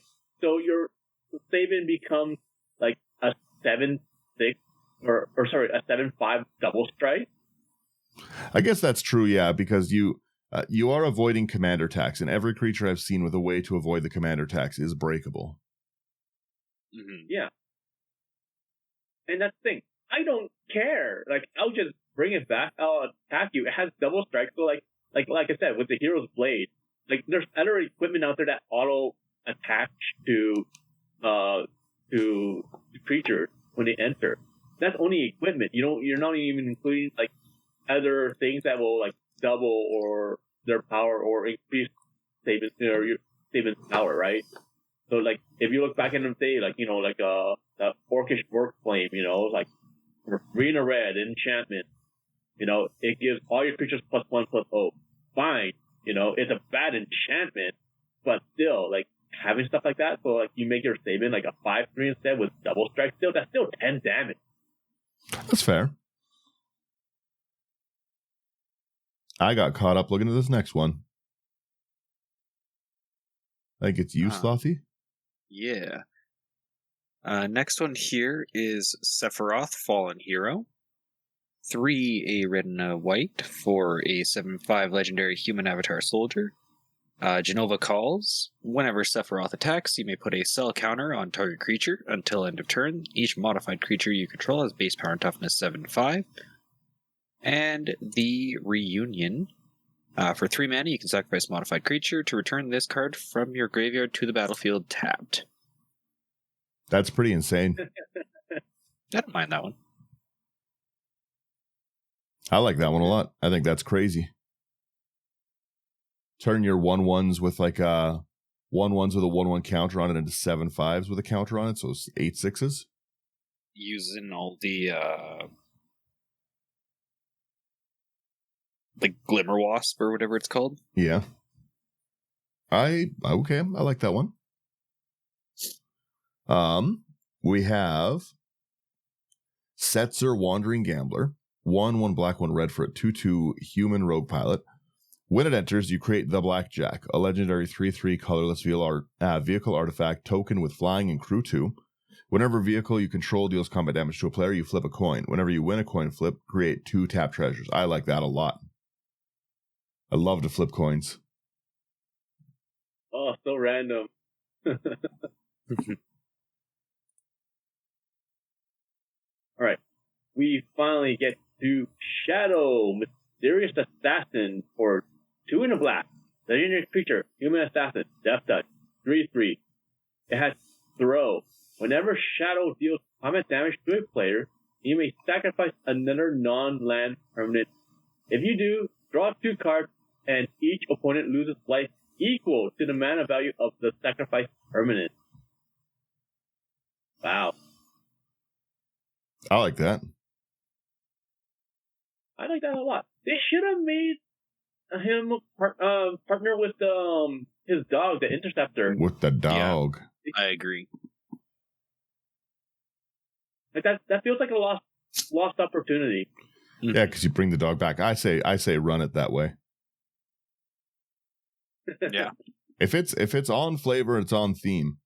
Except for the Muldrotha pair. I can understand that one. But if it's normally on flavor and it's reasonable, and I think this is reasonable. Just a man playing with his dog. What's wrong with that? Exactly. Yeah.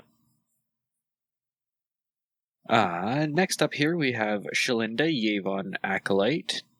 Green-white for a 2/2 legendary human cleric with lifelink. Whenever another creature you control enters, put a +1/+1 counter on that creature. If its power is less than Shalinda's power, otherwise put a +1/+1 counter on Shalinda. That's cool. Yeah. No, that's sick. There's another creature you control, and there's put a +1/+1 counter on it. The power left. Otherwise, that's really, really interesting. Yeah, I like that. Yeah, I'm a big fan of that. We have Siegfried, Famed Swordsman. 3 and a black for a 2/2 human warrior rogue with menace. When Siegfried enters, mill 3 cards, then put X/1/1 counters on Siegfried, where X is twice the number of creature cards in your graveyard. That's huge. That's sweet. I like that. That really scales with the game. Yeah, 100%. I like commanders that scale with the game. So, like, as it goes on, it gets stronger and stronger. And this is definitely one of those. Okay, next card we have here is going to be Sin, Unending Cataclysm for 5/0. Green and a blue, legendary creature, Leviathan, Avatar. It's a 5/5. That's flying, trample. As Sin enters, remove all counters from any number of artifacts, creatures, and enchantments. Sin enters with X+1/+1 counters on it, where X is twice the number of counters removed this way. When Sin dies, put its counters on target creature you control, then shuffle this card into its owner's library. Yo, Dark Depths, anyone? Didn't even think about that. Yeah, that's shoot. Thing in the Ice, yeah. But Thing in the Ice will just like flip it and like force you to return everything back to your hand anyways, right? Yeah, that's what I mean. Then I can just keep bouncing this every turn. Yeah. Yeah, and then and then you can throw all the counters on it onto the thing on the ice, and then attack people because they'll be stupid big because it's already at 7/6 when it flips, right? Yeah, I hit you for 700. Response. Yeah, that's pretty good. Next one here is gonna be Snort. 3 and a red for a sorcery. Each player may discard their hand, then draw 5 cards. Then Snort deals 5 damage to each opponent who discarded their hand this way, and it's got flashback for 5 and a red. Honestly, I like that. Yeah, it's alright. Quite a bit as well. Yeah, in Commander, I would oftentimes trade 5 damage for 5 cards.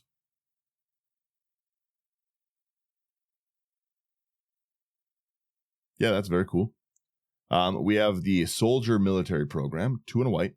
It's an enchantment at the beginning of combat on your turn. Choose one. If you control your commander, you choose both. You can create a 1/1 soldier creature token or put a 1/1 counter on each of up to 2 soldiers you control. I like that. That's a very good soldier card. I really like that. Oh, does it make me kind of want to build General Mustard? I love that card, yeah. Ooh, I like the new Sad Robot artwork. That's really cool. We have the Sphere Grid for 1 and a green. It's an enchantment. Whenever a creature you control deals combat damage to a player, put a +1/+1 counter on that creature. It has unlockability. Creatures you control with +1/+1 counters on them have reach and trample. Yo, for 2 mana? That's a great card. It's pretty solid. That's sick.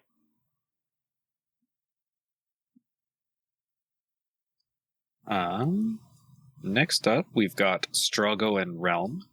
2 and a red for a 1/3 legendary human wizard. Sketch and Lore. 2 and a red and tap it. Target opponent exiles cards from the top of their library until they exile an instant, sorcery, or creature card. You may cast that card without paying its mana cost. If you cast a creature spell this way, it gains haste, and at the beginning of the end step, sacrifice this creature. Activate only as a sorcery. I love this card. I want to. Really fun. I want to build this and just keep asking people, "What are we playing?" This, the Chaos Wand, that kind of stuff. Yeah. Atali. I'm gonna build this deck today. I hope that these are easy cards to get. By the way, all these Commander ones, not just in the Commander deck. I hope there's lots pulled. Yeah, hopefully. Good luck. We'll see in a bit. All right. In 2 weeks. We have a Summoner Sending, 1 and a white for an enchantment. Beginning of your end step, you may exile target creature card from a graveyard. If you do, create a 1/1 spirit creature with flying. Put a 1/1 counter on it if the exiled card's mana value is 4 or greater. That's cool. Easy to control other people's graveyards with and generate tokens. Cheap enchantment. Yeah. Yeah.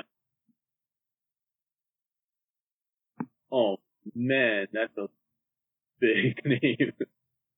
Okay. We have Summon Esper Veligarmanda. Veligarmandia. Or something like that. I cannot pronounce. Whatever. Okay, for 3 in a red, it's a saga. Okay, it's a 3. So this is what I mean.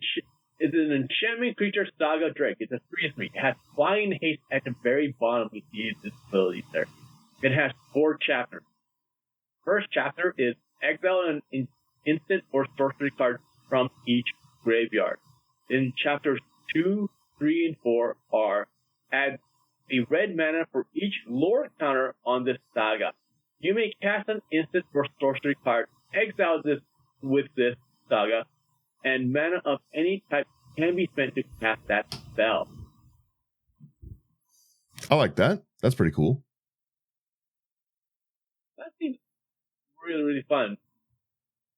It's, you know what? This reminds me of the fact that they made like creatures into sagas. It kind of reminds me of the mechanic of like Echo or not Echo, Fading. Yep. That's what Fading, right? Because like a creature would come in with like, let's say like 4 Fading counters, and then you would take it down, and then it would go away. That's what this reminds me of. Yeah. I honestly might make this next card a commander. It just seems really fun. I don't really like to follow the rules of Commander. I feel like that's a pretty obvious thing at the moment. I just like to build decks. I've built so many decks that now I'm into the realm of theoretical. But it's again, I really like that. Generally speaking, I'll let people play whatever they want if they think it's creative. I think this next card is creative, and it would pass the is it unique test, right? The summon Good King Mog, is that 12? Yeah. So I don't know if it's my turn, but I'm taking it because I like it. 4 and a white for a 4/4 enchantment creature saga Moogle, flying lifelink. First chapter, you create 2/1 white Moogle creature tokens with lifelink. Then 2 and 3, whenever you cast a non-creature spell this turn, create a token that's a copy of a non-saga token you control. And then 4, put 2 1/1 counters on each other Moogle you control. Yeah. I've got to build it. Yeah.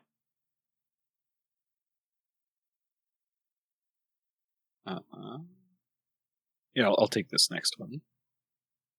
We've got Summoning Materia, 2 and a green for an artifact equipment. You may look at the top card of your library at any time. As long as this equipment is attached to a creature, you may cast creature spells from the top of your library. An equipped creature gets +2/+2, vigilance, and tap to add green, and it has equip for 2. That's good. I don't know about you guys, it feels like such an insult when they're like, this creature gets like +2/+2 and vigilance, and oh, by the way, it taps for mana. That's like, okay, like the fact that they gave it vigilance like means like, okay, I can attack with it, but when they don't do that, it's just like, what's the point?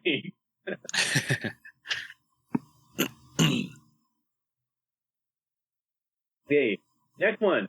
Oh man, we're just hitting on the summons, I guess. Yeah, so we have Summon Ixion for 2 and a white. It's a 3/3 first strike. Enchantment creature saga unicorn. So it has 3 chapters. First chapter, Aerospark. Exile target creature an opponent controls until this saga leaves the battlefield. And then you have chapters 2 and 3. Put a +1/+1 counter on each of up to 2 target creatures you control. You gain 2 life. It's not bad. Yeah. Side tangent, just for fun. Daniel, you have extra stifle. Huh? Like the card stifle? Like extra stifle. Because what this reminds me of, and I don't know how many people know this, like, because Stifle is basically 1 blue and you counter target activate or trigger ability, right? Mm-hmm. So I don't know about you guys, but in my play group, sometimes people play things where like you have the delay trigger where like, once it leaves play, return target like permanent or whatever or creature. Yeah, the rune stifle, yeah. Yeah. So and that's why I don't have a stifle because of that. So but that's what it reminds me of.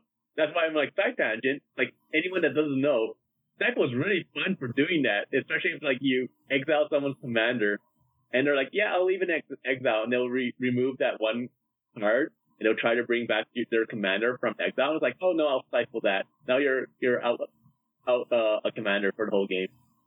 It's mean, but it's fun. True. You take the next one here too, Slothy, by the way, because I stole yours. Sure. Next up we've got Summon Kujata. 5 and a red for a 7/5 elemental or enchantment creature, Saga Ox with trample and haste. First lore counter is why is that a Tasa's writing so small? First one is lightning. This creature deals 3 damage to each of up to 2 target creatures. Then the second one's ice. Up to 3 target creatures can't block this turn. And then fire for the third one. Discard a card, then you draw 2 cards. When you discard a card this way, this creature deals damage equal to that card's mana value to each opponent. That's cool. I like that.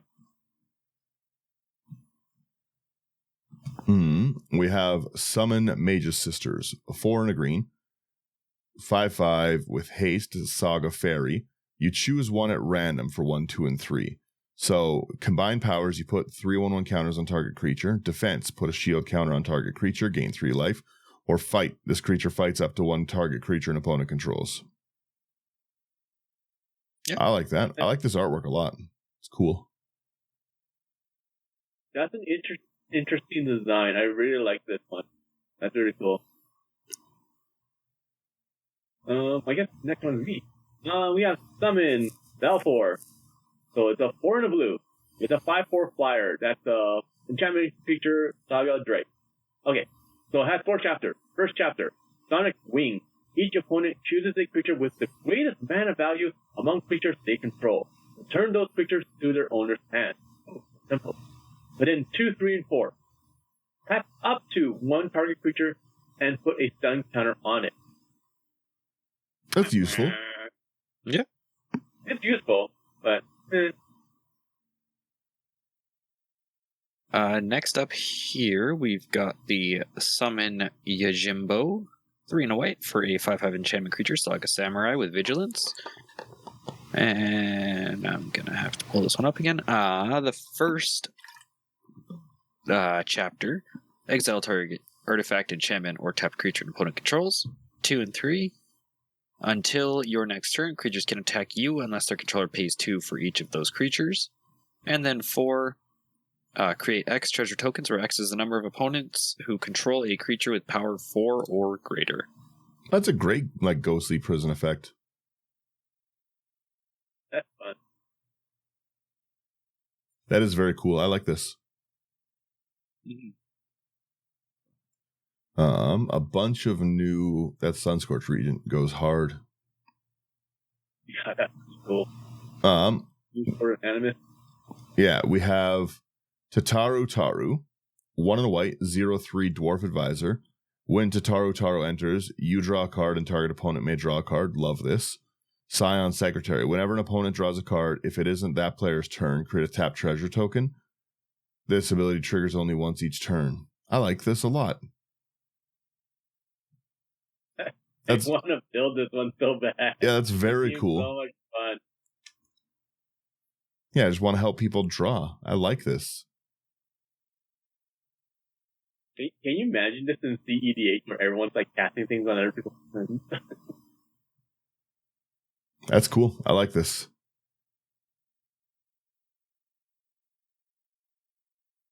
Let's see here. What we have next? We have Sancred Waters for 4 and a white.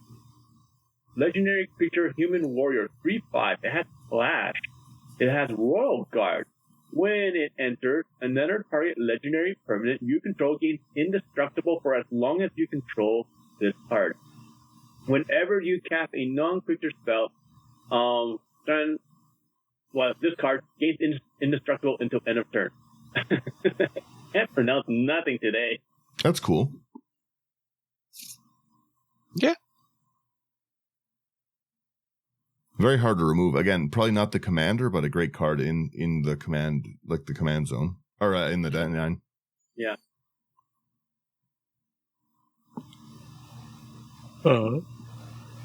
Next up here, we've got the Falcon, Airship Restored. 2 and a black for a 4/3 legendary artifact vehicle with flying. Whenever the Falcon deals combat damage to a player, you may sacrifice it. When you do, return target creature card from your graveyard to the battlefield. And for 4 and a black, return this card from your graveyard to the battlefield tapped, and it has crew 4/2. I like that. Yeah. Oh, I really like this card. This is very cool. And I learned a cool rule interaction with it. So this is the Warring Triad. It's 3 mana for a legendary artifact creature god 5/5 with flying, trample, haste. That's pretty crazy. As long as there are fewer than 8 cards in your graveyard, it isn't a creature. And then it has tap, mill a card, target player adds 1 mana of any color. And because it has target player, this does not count as a mana ability, which is weird. Interesting. Yeah, Interesting. so mana abilities are something they can't target, or they're a mana ability. But again, this is a very cool commander option, I think. Mm-hmm. That'll be fun. Yeah, I'd give it a shot. Yeah, we have Commander Sphere at home. Literally. Okay. New Tireless Tracker reprint. Together Forever. That's a reprint too. Yeah. Tome of Legends, that's a reprint. Torrential Gearhulk, look at that. Oh, that's so nice. I think Transpose is the next one. Transpose is the next one, yeah. Yeah. So 2 and a black. It's an instant. Draw a card, then discard a card. You lose 1 life.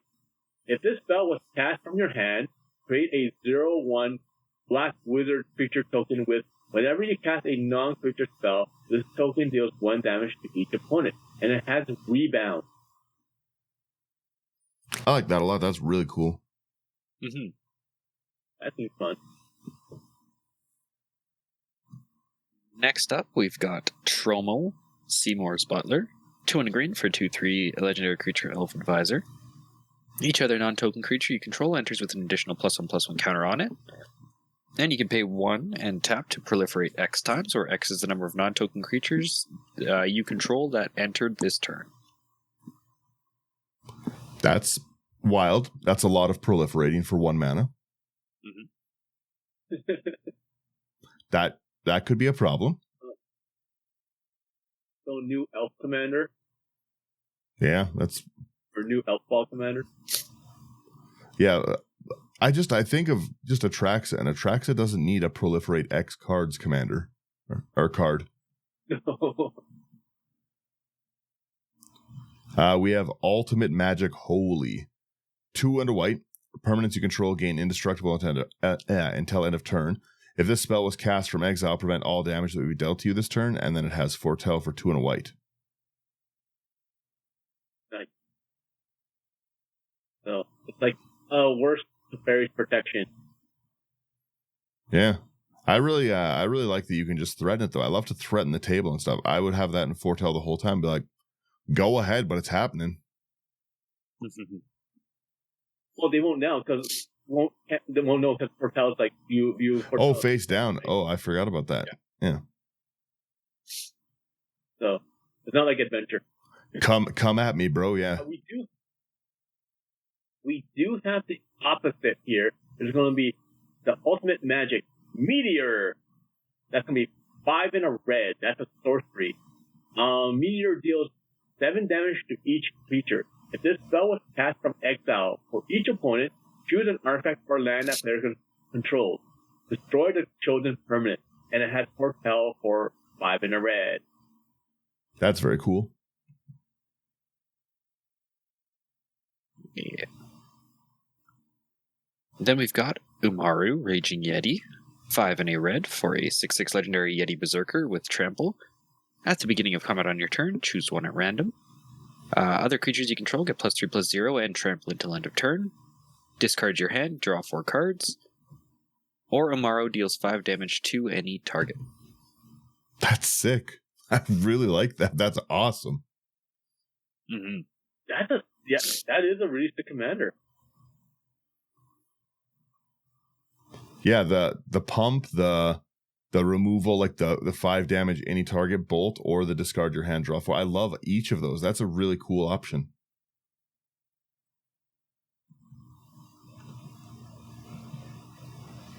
Unfinished Business is a reprint, right? Yes. I think so. So Wilds of Eldraine. Yeah. Okay, cool. So we have the next one here. Uringer Algarel.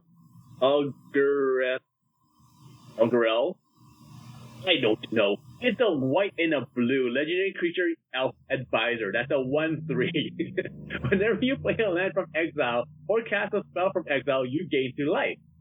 It has draw Arcanium. You tap it, look at the top part of your library. You may exile it face down.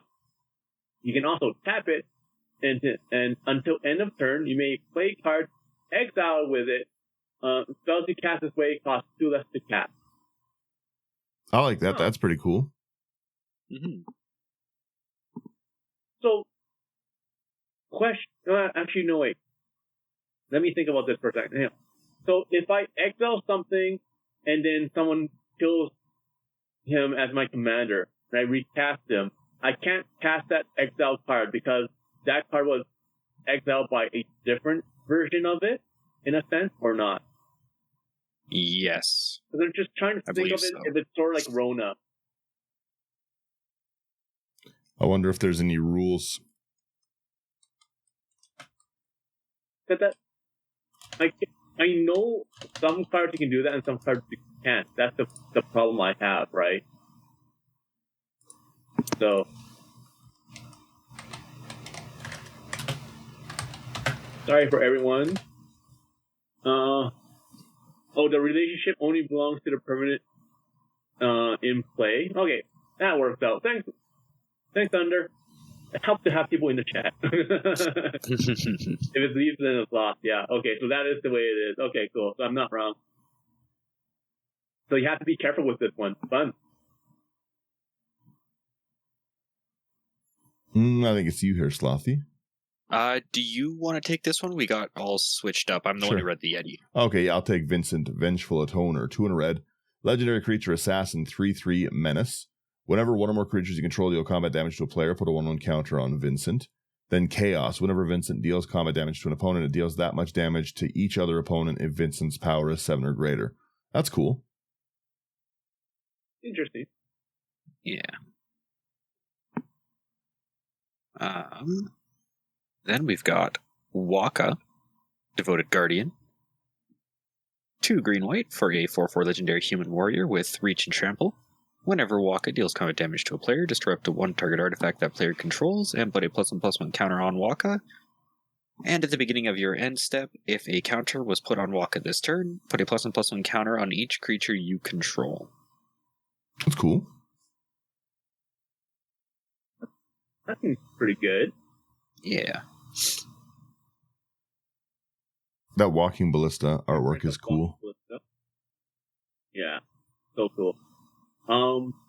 Wrecking Ball Arm. Oh, is it me here? Yeah, you take it. I'll go after you.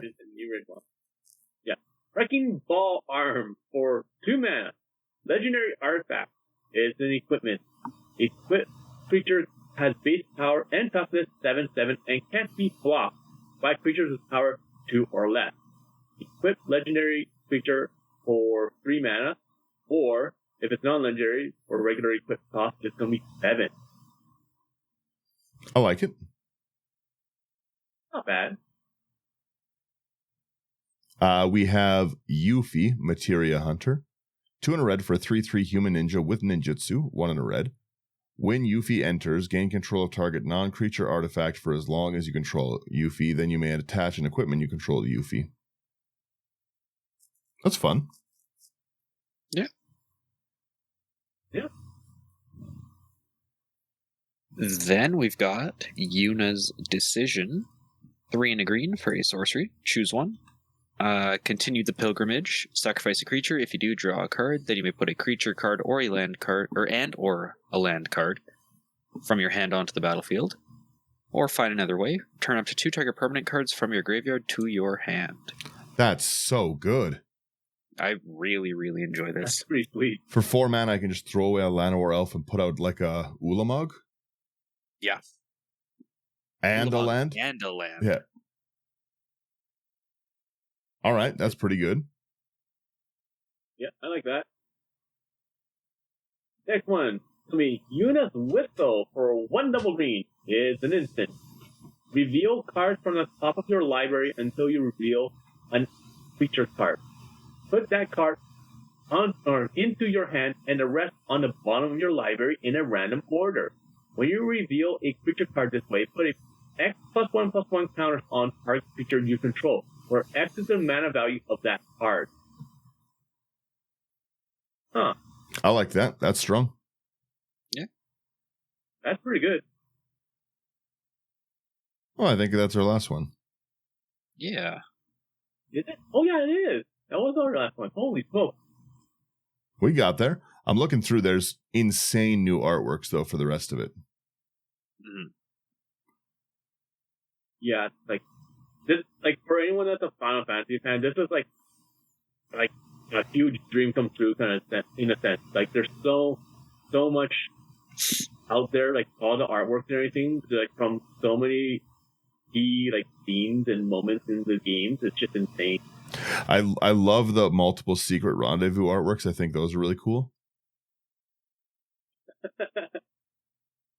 That was, oh my god, that was such a fun yet annoying thing to do in Final Fantasy VII. You know how you have different branches and choices and all that stuff that you can do things, especially in Final Fantasy VII, you have different love interests between characters, right? Mm-hmm. So when we were younger, we used to be like, oh, what if let's make a save file for this character going for this one, and then we'll continue playing, and then we'll play it again at this point and choose this person and see if it changes the outcome. It never changed the outcome, but that's you funny. didn't know that when you were young playing these games. The Soul Rings as well are all phenomenal artworks.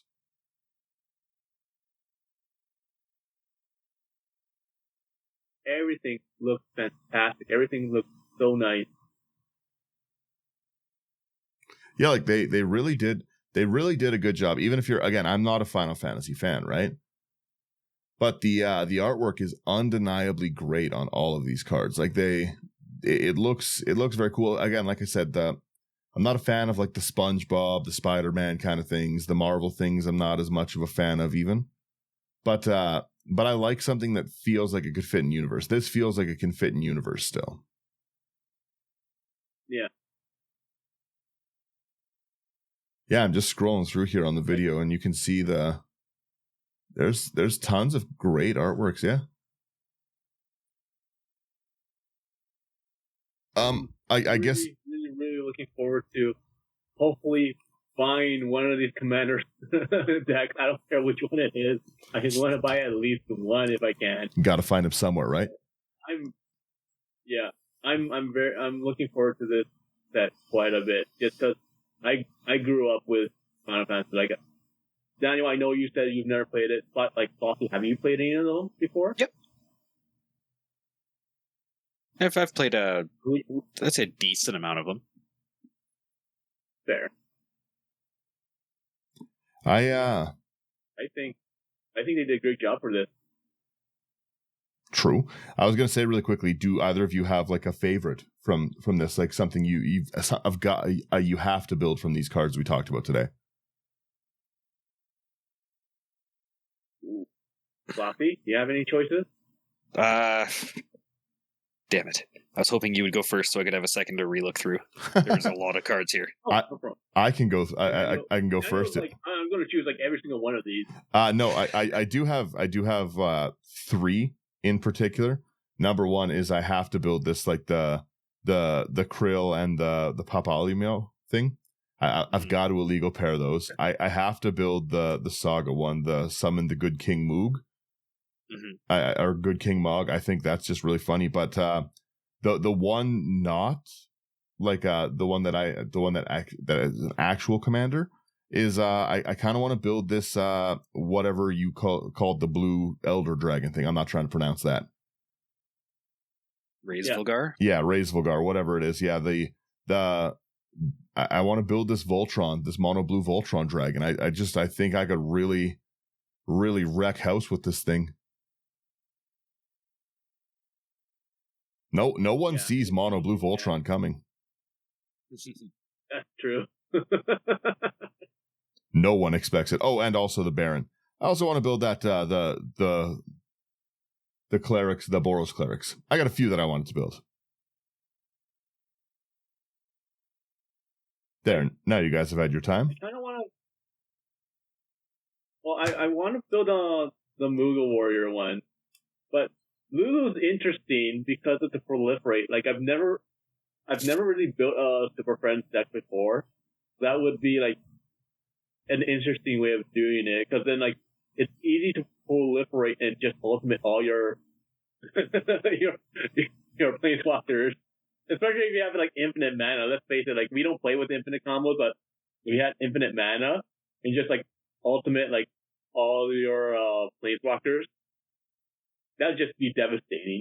Yeah. So, those ones would be something I would probably make. And yeah, like maybe Kefka, just because it's Kefka. Yeah. That's fair. Yeah, I think either Kefka or Hildebrand. I am a massive fan of aristocrats and graveyard styles. Hildebrand kind of hits both of those for me. And Kefka just seems like a lot of fun. The Hildebrand does seem wicked. Kefka seems mean. Well, he does. Hey, listen here, Mr. Muldrotha. Hey. I do not want to hear about what sounds mean. I'm just saying. I would love to. Again, like I said, I'm pretty convincing. I'm a pretty smooth talker, especially when we're about to play games. I'm very convincing in the politics, but there's no one I can convince like I couldn't convince a dead player to let me play that Muldrotha pairing. Yeah, that one's too much. Again, like it was like I said when I initially like started making these illegal pairings. You can't be like, I do Dockside Extortionist and what's the blue card? Wandering Wayfarer. Not Archaic. What's the one that blinks it? No. I can't remember. It's been too long since I've played those things. Yeah. Soul Bond blue card. Deadeye Navigator? Deadeye Navigator. Yeah, you can't pair those two. You know, you got to be reasonable with your things. But there's a ton that I want to. I really like the Mrs. Bumbleflower bait commanders too. The two partners there. Yeah, I think they'd be really fun. There was a surprisingly, from what I've seen from both sets, there's a large amount of Azorius stuff I really like that's not in the traditional Azorius styling. Like it's not your traditional stacks like deny resources things. It's like again, there's the one that is whenever you gain life you mill. That is a unique commander for sure. It's going to be annoying. Yeah. But even those two again, I want to play 2 spells a turn commanders. I think those are really cool. Yeah, I just like both of them. Like I said, I'm happy to wrap us up there at the I think over 2-hour mark for when we start the video. Yeah. Are you serious? Yeah. Oh yeah, it's been over 2 hours. Yeah, we've been yapping. But That's my bad. That's my bad.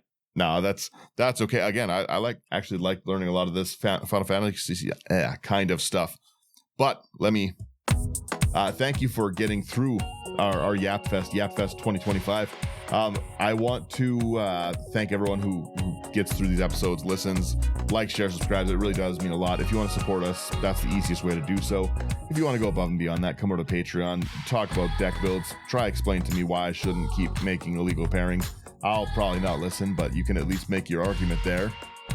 Also, come tell me how to pronounce words properly over on Patreon. I guess that could be a new spot for it too. I will no longer listen to pronunciations in the YouTube comments.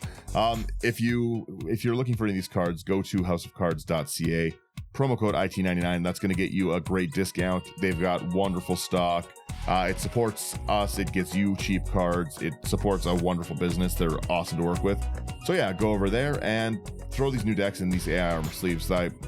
It's a company that does lots of cool stuff for players. I love their sleeves. I just love everything about the company. So that's it. Other than that, let us know what you want to build from this and kind of what cards you're excited for. Again, I don't know much of the Final Fantasy story, so it was cool learning about it and seeing that. I'm excited to learn a little more of it. So yeah, I let us roll there.